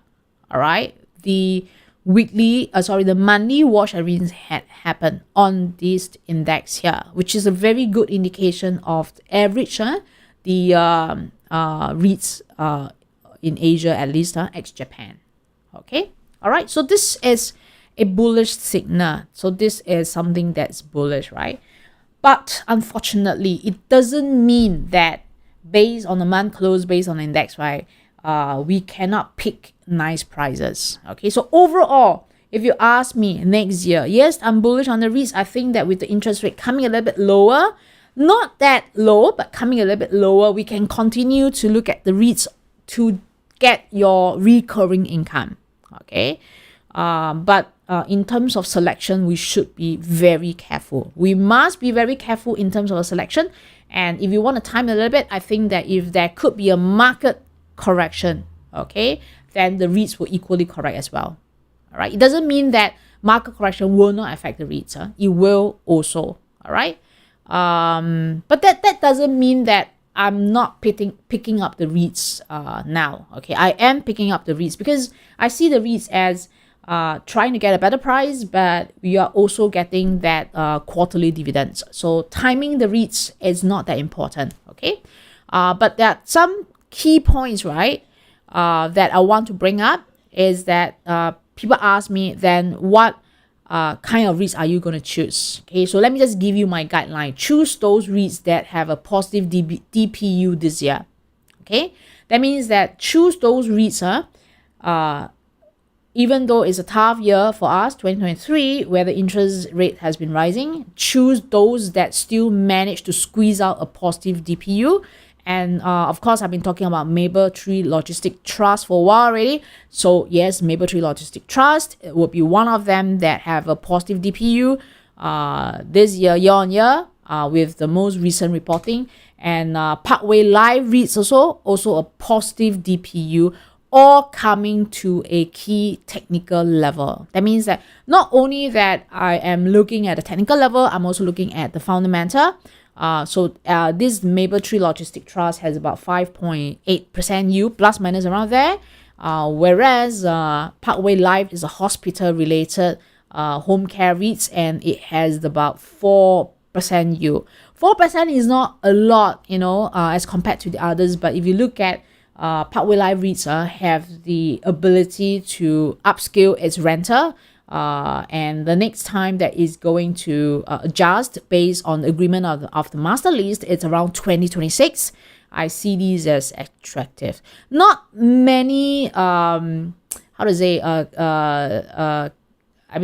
companies or landlord, right, can really keep on rising rate except medical, because I think that for medical stuff, there's only one direction, up and not down. All right. Okay, Ken? Just move a little bit faster here. Any questions on REITs? So choose those with positive DPU, or if you don't want, then I think that ETF would be something that you want to consider. And the key thing is that, yes, I'm bullish on REITs, but not that desperate to quickly pick it up. Slowly. Okay? All right, banks. Okay, now banks will not be good in a falling interest rate environment because of NIMs, which is the net interest margin income for their loans. Okay, so if you look at the banks, they are not doing well recently. Okay, especially SG banks. Okay, when I say not doing well, right? Starting with DBS, okay, just DBS only. I'm not going to give you a lot of other stocks. It's in this consolidation pattern. All right, so we know that this is a triangle, and it's likely going to get up within this triangle for a while, unless that it's broken downward or unless that it's broken upwards. So while the bank was interesting starting from 2020 after COVID and went up all the way up and make new high. In 2024, I think the banks will not be that interesting, and it's going to be quite tough because of this ranging situation. I explain why. First, we have the effect of interest rates. Second, we also have, for example, DBS, right, breaking above the previous high, which was at that point of time before 2020, right, was a historical high. So this was like one of the historical high, right? So DBS broke that, and have been consolidating here for a while. Okay, and just recently, as of last Friday, yesterday, I think so. Okay, yesterday, right? It came to this level here, which is about 31 plus 31.80, and this level is very, very near to the previous historical high. All right. What this means is that imagine something break the historical high, right, and had been struggling around this historical high for twice already. Okay, I give you analogy, right? So this one is relationship with the boyfriend girlfriend. So this one is about to break up, struggling about to break up, but still never break. Okay, about to break up, still never break out. Okay, so either it's going to continue this struggle for very long, okay, or finally separate, break down, or finally get married. You get what I'm trying to say? Okay, so if I explain it this way, you can understand already. That means that this is a previous high, historical high, okay, and it's struggling inside here, all right, with the overall external environment, all right, with if, for example, the interest rate is going to cut quite drastically, all right, if technically it is not feasible for this support level to hold, right, I think that there will be a deep correction in the banks. All right, now bear in mind that a lot of investors are trying to get inside the banks, okay, trying to get inside the banks, right? And if they see $30, for example, they might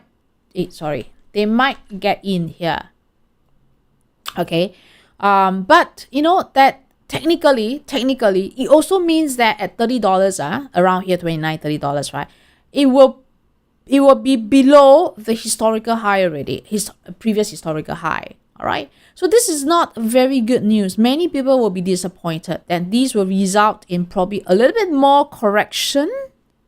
That would bring us, all right, to a better price to get inside the banks. Okay, so I'm not saying that we cannot get inside the banks. I'm just saying that in any case, that if the support level here breaks, that means you break up with your boyfriend girlfriend already, right? You didn't get married, just break up, right?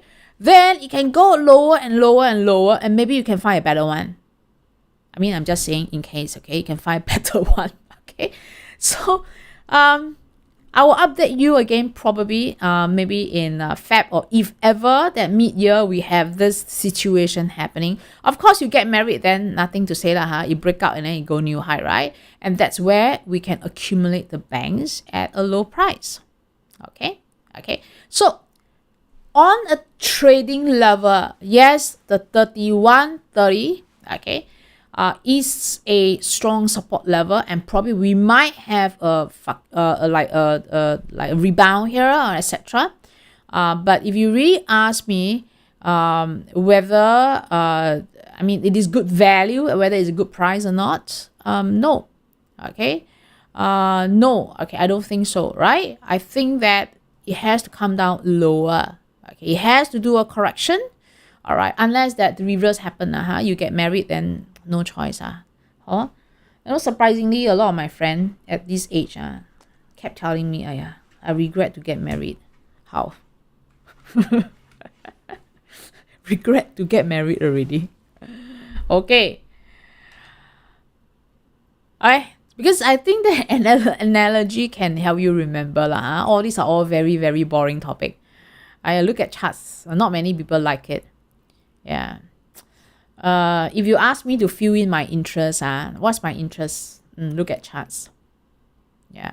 What's my second interest? Look at charts. What's my third interest? Look at charts. You know, I don't get bored. You know, this is very, very interesting. But some people look at charts. The first thing they look at it, they cannot stand this, you know, like like they hate it. Yeah. Okay. Do you hold banks for long term? Yes, only at the low. That means that I told you already, I do not know how to buy at a high. Then I wait for it to come down to be at the low side. Yeah, correct. Yeah, I don't hold the banks right now anymore. I don't have. I actually sold them at a high. You mean what? Wash and rinse marriage, like wash and rinse? Oh. Okay. So, all right. Give me 10 minutes. Okay, 10 minutes. Let me just go through the latest development. For those who are new to us, then use this 10 minutes to just understand our course, understand what we are doing. Low, not yet lah. I think maybe 25, 23. I update can or not? Okay, I update, update. Okay, all right. Either you look at the YouTube videos. If you haven't subscribed to my YouTube videos, please hit the subscribe button right now and give a like. This is what they will say in the YouTube. Yeah. At last time, I don't say it well, hit the subscribe button. I always NG. Now I can say very well already. Hit the subscribe button, give me a like, okay? Please do it right now. Hit the like button so that people knows that I'm doing this market outlook. They can come here to know about wash and rinse. They can come here to know about marriage as a breakout, whether you break up or you break up. What if you break up already, then you wash and rinse? How? That's the bad thing. Okay, development. So we are trading into multi-instruments. Okay, not only on forex, index, gold, commodity, stocks as well. But as I said before, right, I don't advertise, or rather don't tell people that we are trading in the stocks. But if you had been with me, you know that yes, I do cover stocks, and when they are with opportunity. Okay, all right. So a lot of, or I wouldn't say a lot. In fact, that for me, I believe in automations. Okay, I believed in having a very structured approach. Okay, so this is usually my style. Okay, so I don't like to leave things to chance. So for example, this is a dashboard that shows the trade potential. That means that rather than you go around looking for trades, okay, then this dashboard is like a screener that you will screen, and then whenever there is a trade opportunity, that's you will light up in yellow. Okay, it doesn't mean that you still don't analyze. Okay, I do not think, as a personal practice and as a like my philosophy, I do not think that with this you're gonna get a golden goose. Okay, because I don't think that life is that easy for everyone. Okay, even rich people, they still need to work hard. All right, so I think that things has to be cultivated. So do not think that when you join the course or you take the course, you're gonna have a golden goose. All right, so you don't have, but I will make sure that I make your life easier. Okay, so this is the dashboard that when you see yellow color light up, that will be a trade potential. Okay, and of course that all my indicators are all automatically drawn. So you know that my course is the alien wash, and then the method I use is wash and rinse. So I trade on wash and rinse, and these are the automations that show wash and rinse pattern here. Okay, all right. So I don't like I like things which are how to say structured. So I like all these all in. Okay, and I color code my system. So colors is the best thing in the world. You can't get it wrong. Okay, all right. So this is roughly the whole idea of the alien wash. Of course, you have to attend the lesson to understand more, and I also encourage automations. That means that in terms of trading, I don't know how to click already. Wait,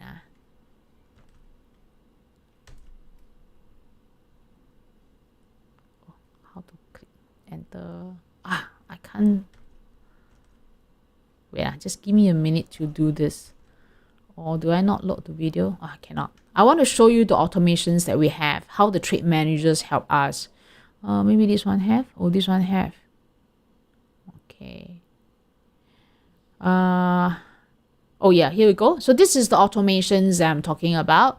So what happened is you sometimes don't have time to put in a trade, right? So don't worry, we put in the robot here, and then you will automatically sell for you when there's a signal. So you don't need to do anything. And I think that, where you give tips on support and give tips on stop loss and etc. is very outdated. So what I like to do is the system is automatically included with the stop loss and the target profit already. So that's, to me, is cleaner, clear cut, no question asked, and etc. Okay. All right. So this is the automations that we provide as part of the deal. Okay. So let me just do this. All right. So the cost is 1,200. And what does it include? It includes for assisting student. Please don't go because after this has a very, very, very, very important announcement to make. If you are going already, you're gonna miss out this announcement. Okay, I just need another 5 more minutes, right? Okay, so for example, for Top Last is a $1,200 cost, not 12,000, 1,200. That includes a strategy. The support plus tools, that would be 12 plus 1 month if you sign up before 2023. Okay, that means that because me going on holiday for one full month, on leave for 1 full month, there will be still lessons done, okay, not by me, so I feel bad. So I am giving an extra 1 month, okay, if you were to sign up before 31st December 2023. So your alien room will be 1 month, your hand holding will be extra 1 month, so this is 13 months. All right, okay. So only if you sign before 2023. All right, okay. After that, don't have any more. All right. So it has this hand holding, which means that we have lessons every 4 times a week. All right. And under the alien room, you get all the tools and all the indicators, including the robots, and you get the twice weekly webinar from myself. Okay. Plus, at the same time, we have a $500 SGD loss cover. What is this loss cover? End of the day, you can attend a lot of lessons. Without the experience and the psychology, I do not think that you can trade well. So what I did is to get you a $500 loss cover, such that if you lose money and your loss is $500 and not more than that, the broker will cover your loss. Okay, that means that if you make a loss of $490, the broker will pay $490 back to you and treat as you didn't lose money. Okay, and that's the best training for your psychology. All right. Okay. Now, what is the alien wash cost? You can, if you don't want to take the you don't want to pay me money. Okay, don't want to pay money. I hope that you pay. Then you can take the free module. At least you know what is wash and rinse. That's very important. In my website, there is a free module, but don't expect to get my secret or everything from the free module. But most important for those students who have been with us, right? You know that what is most valuable is the support that we are giving. That's most valuable. It's the community that we are having there supporting you. That's most valuable. It is not the method, really. All right. If you want to succeed, it is really the support. Okay. So I emphasized on the support. That's why you look at my support. It's a year of support. Right now, for you, if you sign before 2023, it's 13 months. Okay. So this is the page. This is the page that you need to go to sign for the course. I will show you where is it. Let me just send this to the chat so that you can click on that and you can scan as well. Okay, the cost fee is 12,000, not 12,000. The cost fee is 1,200. In my mind, I'm thinking about increasing to 12,000. I must be crazy. Okay, or maybe I'm thinking it for a long time, then increase to 12,000. Okay. So what happened after the 12 months or 13 months? Yes, you have to renew the alien room. For those who are thinking of renewing, right now there is a coupon code which is LOVETAW, LOVETAW. All right. If you hasn't renewed yet, please go and renew your alien room 12 months. And that would be $500 because got a $76 off. All right. And it will end tomorrow, 3rd of December, 2359. Now, for those who hasn't taken the course yet, unfortunately, you can't subscribe to the alien room. Then you have to take the course. Okay. There is a refund. That means there is like a cashback. All right. If you take the wow, I forgot to include this. Let me see. I didn't include the chart here. Okay. Let me just show you another one on talking about the cashback. Okay, so this is the website here. If you click the link and where to sign, this is the $1,200 and you sign now. The date hasn't been updated, but it's updated already until the end of December. Okay, so just click the sign up now, right? Now, how does this cashback works? It means that when you pay me $1,200, you go to the broker, which is XE. All right. What you have to do is you have to make a minimum of 5,000 SGD funding. Okay. And into your own trading account, not my account, in the own trading account. And then and you trade 2 standard lots. Okay. 2 standard lots is very easy. You can get it done in 3 minutes. All right. And what XE, this broker, will do is it will pay $1,200 into your trading account. So you funded 5K, right? Okay. And then the broker will give you 1.2K into your trading account as cash. Cash, huh? Okay. All right. Now, why is this cash important? Means that you can withdraw. So you pay me 1,200, the broker pay you 1,200. So this is equal to 0. All right. So for those who have been with me and who have gotten this due refund of 1,200, I need you to give me a support to tell the others how easy to get this 1,200 into your trading account. Is it very easy or is it very difficult? If it's easy, type easy. If it's difficult, type difficult. What if assisting student and wish to sign up for R? Yeah, you can just sign for R lor. Just click R lor. $500. Yeah, and $500. Oh, by the way, if you sign for R $500, right, you get the $500 back as cash.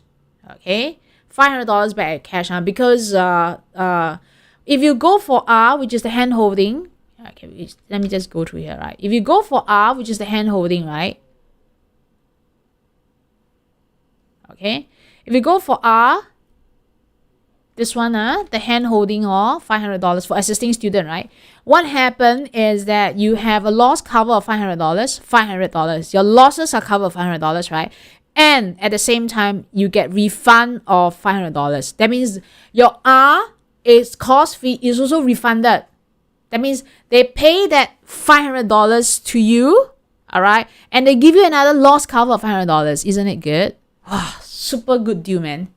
Okay, where that money comes from comes partially from me also. I also pay part of the deal. So don't ask me why you get such a good deal. It just happened. So take it when it's available. Okay, so for R, right? So this one is from R. Okay, so you need to top up 3,000 fresh money to your account. Okay, so for assisting student, you can go for the hand-holding program. All right, you just top up 3,000, do two standard lots, two standard lots, and then the broker would give you $500 as cash in your account to pay for your R fee and give you $500 loss cover. So for new student, the best way, right, is to take the 1,002. Okay, for assisting student, you haven't taken R, you just sign up for R. You can sign for R, but if you don't renew TAR, you don't have the tools. So it's up to you. Okay, so my package is totally flexible. For TAR, you need to have the tools. You have the tools, Autobox, etc. All right, but for R, you don't have all this. So yeah, lor. Yes. Okay. So please, for those new students, please go and sign for my course. Okay, take it. Because I don't think that you can get this kind of training at this kind of fees. Okay, let me just park at this page first. All right, let's go for assisting students dues for you. All right, Okay, now, so assisting student due, as that next year, you know that we are migrating, we are also extending into TradingView.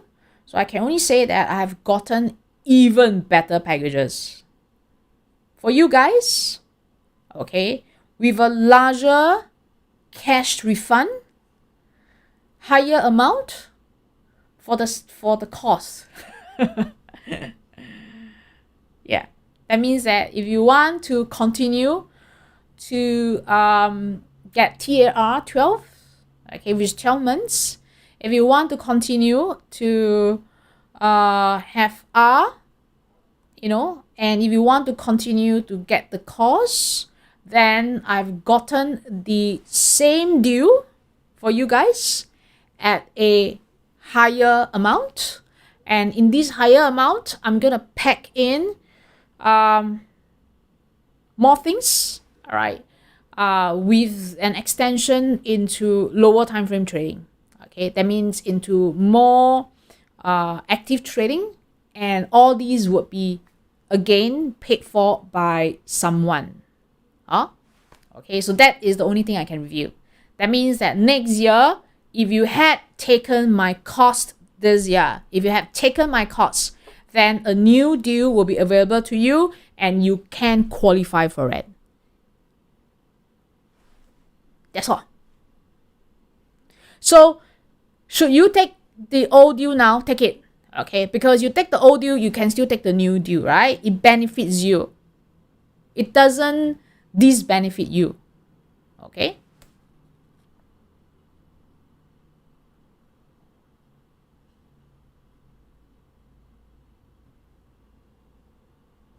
Yeah. That's all for my session today. Any other questions? Any things to ask me? Any parting words? So my parting words to you is this. Play a lot in December. December is still a good month to trade. I still think so. Okay, I will be trading when I'm away. So I will take maybe some YouTube shorts lah, some videos lah to show you my life. I don't know whether it will be hard or not because the first stop that I'm getting to seems good, because I have already arranged the limo to pick me up from the airport and all this stuff to the hotel. So seems good. The clients meeting already booked the restaurants where to eat etc. All just book already, can see already. Yeah.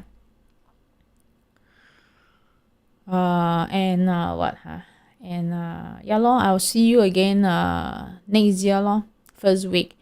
Pauline will be taking over some of my sessions, but today essentially will be the last session of the year for me. Yeah. So what I'm going to do is I'm going to give you the link here again to sign up. And I think it's a super duper good deal. You need to sign up. For those who have been with me, I don't think that you regret the decision. Okay. The TOR for the last day of promotion, TOR means what? Oh, you mean the TAR, right? 12 for the TR 12, right? The $76 off, Yes, is last day tomorrow, 2359.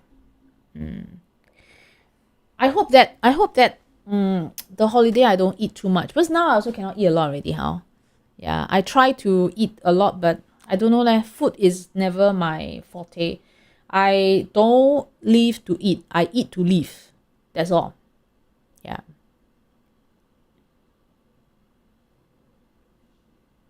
You know, that day I was having dinner with my friend, and so the opposite table, right, heard our conversation.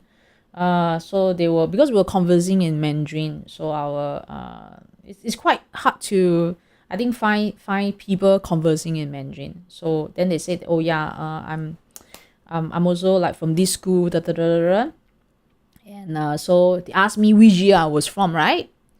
So of course I'm not going to tell them my real age, isn't it? So I say I'm from blah blah blah, and they believe, and they say, yeah, you really look like only 30 years old. Then my friend was just laughing away. 30 years old, how can that be true? Yeah, but you know, we have the video recording as a proof. He really say with sincerity. I think his eyes must be splashed with stamps.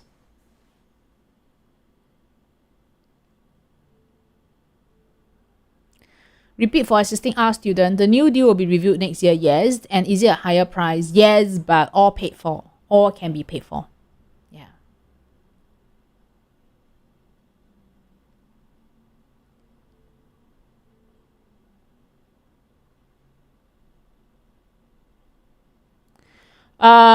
If you renew R this year, if you renew TR this year, and then is something better next year, won't they overlap? No.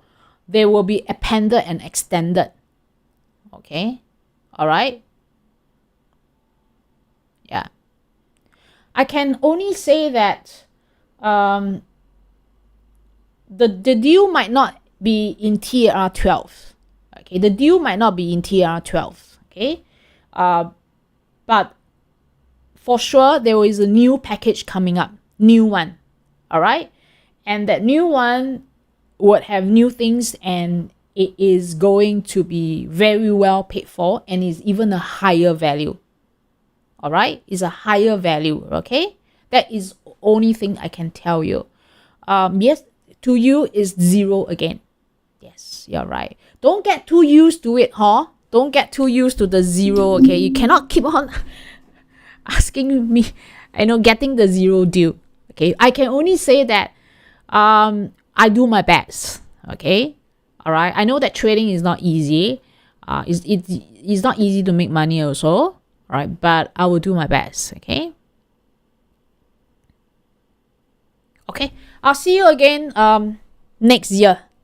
All right. Thanks a lot for joining this session. If you can, please press the like button and please subscribe to the channel.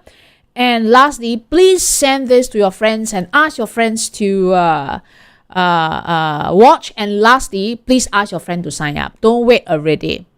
Okay, ask your friend to sign up right now. Take the deal. All right. And because right now is 13 month, because Binni is going on a holiday, it's 13 months. So I'm giving that 13 month if you sign before 2023. Okay. All right. Thank you. Bye bye. I'm just gonna stop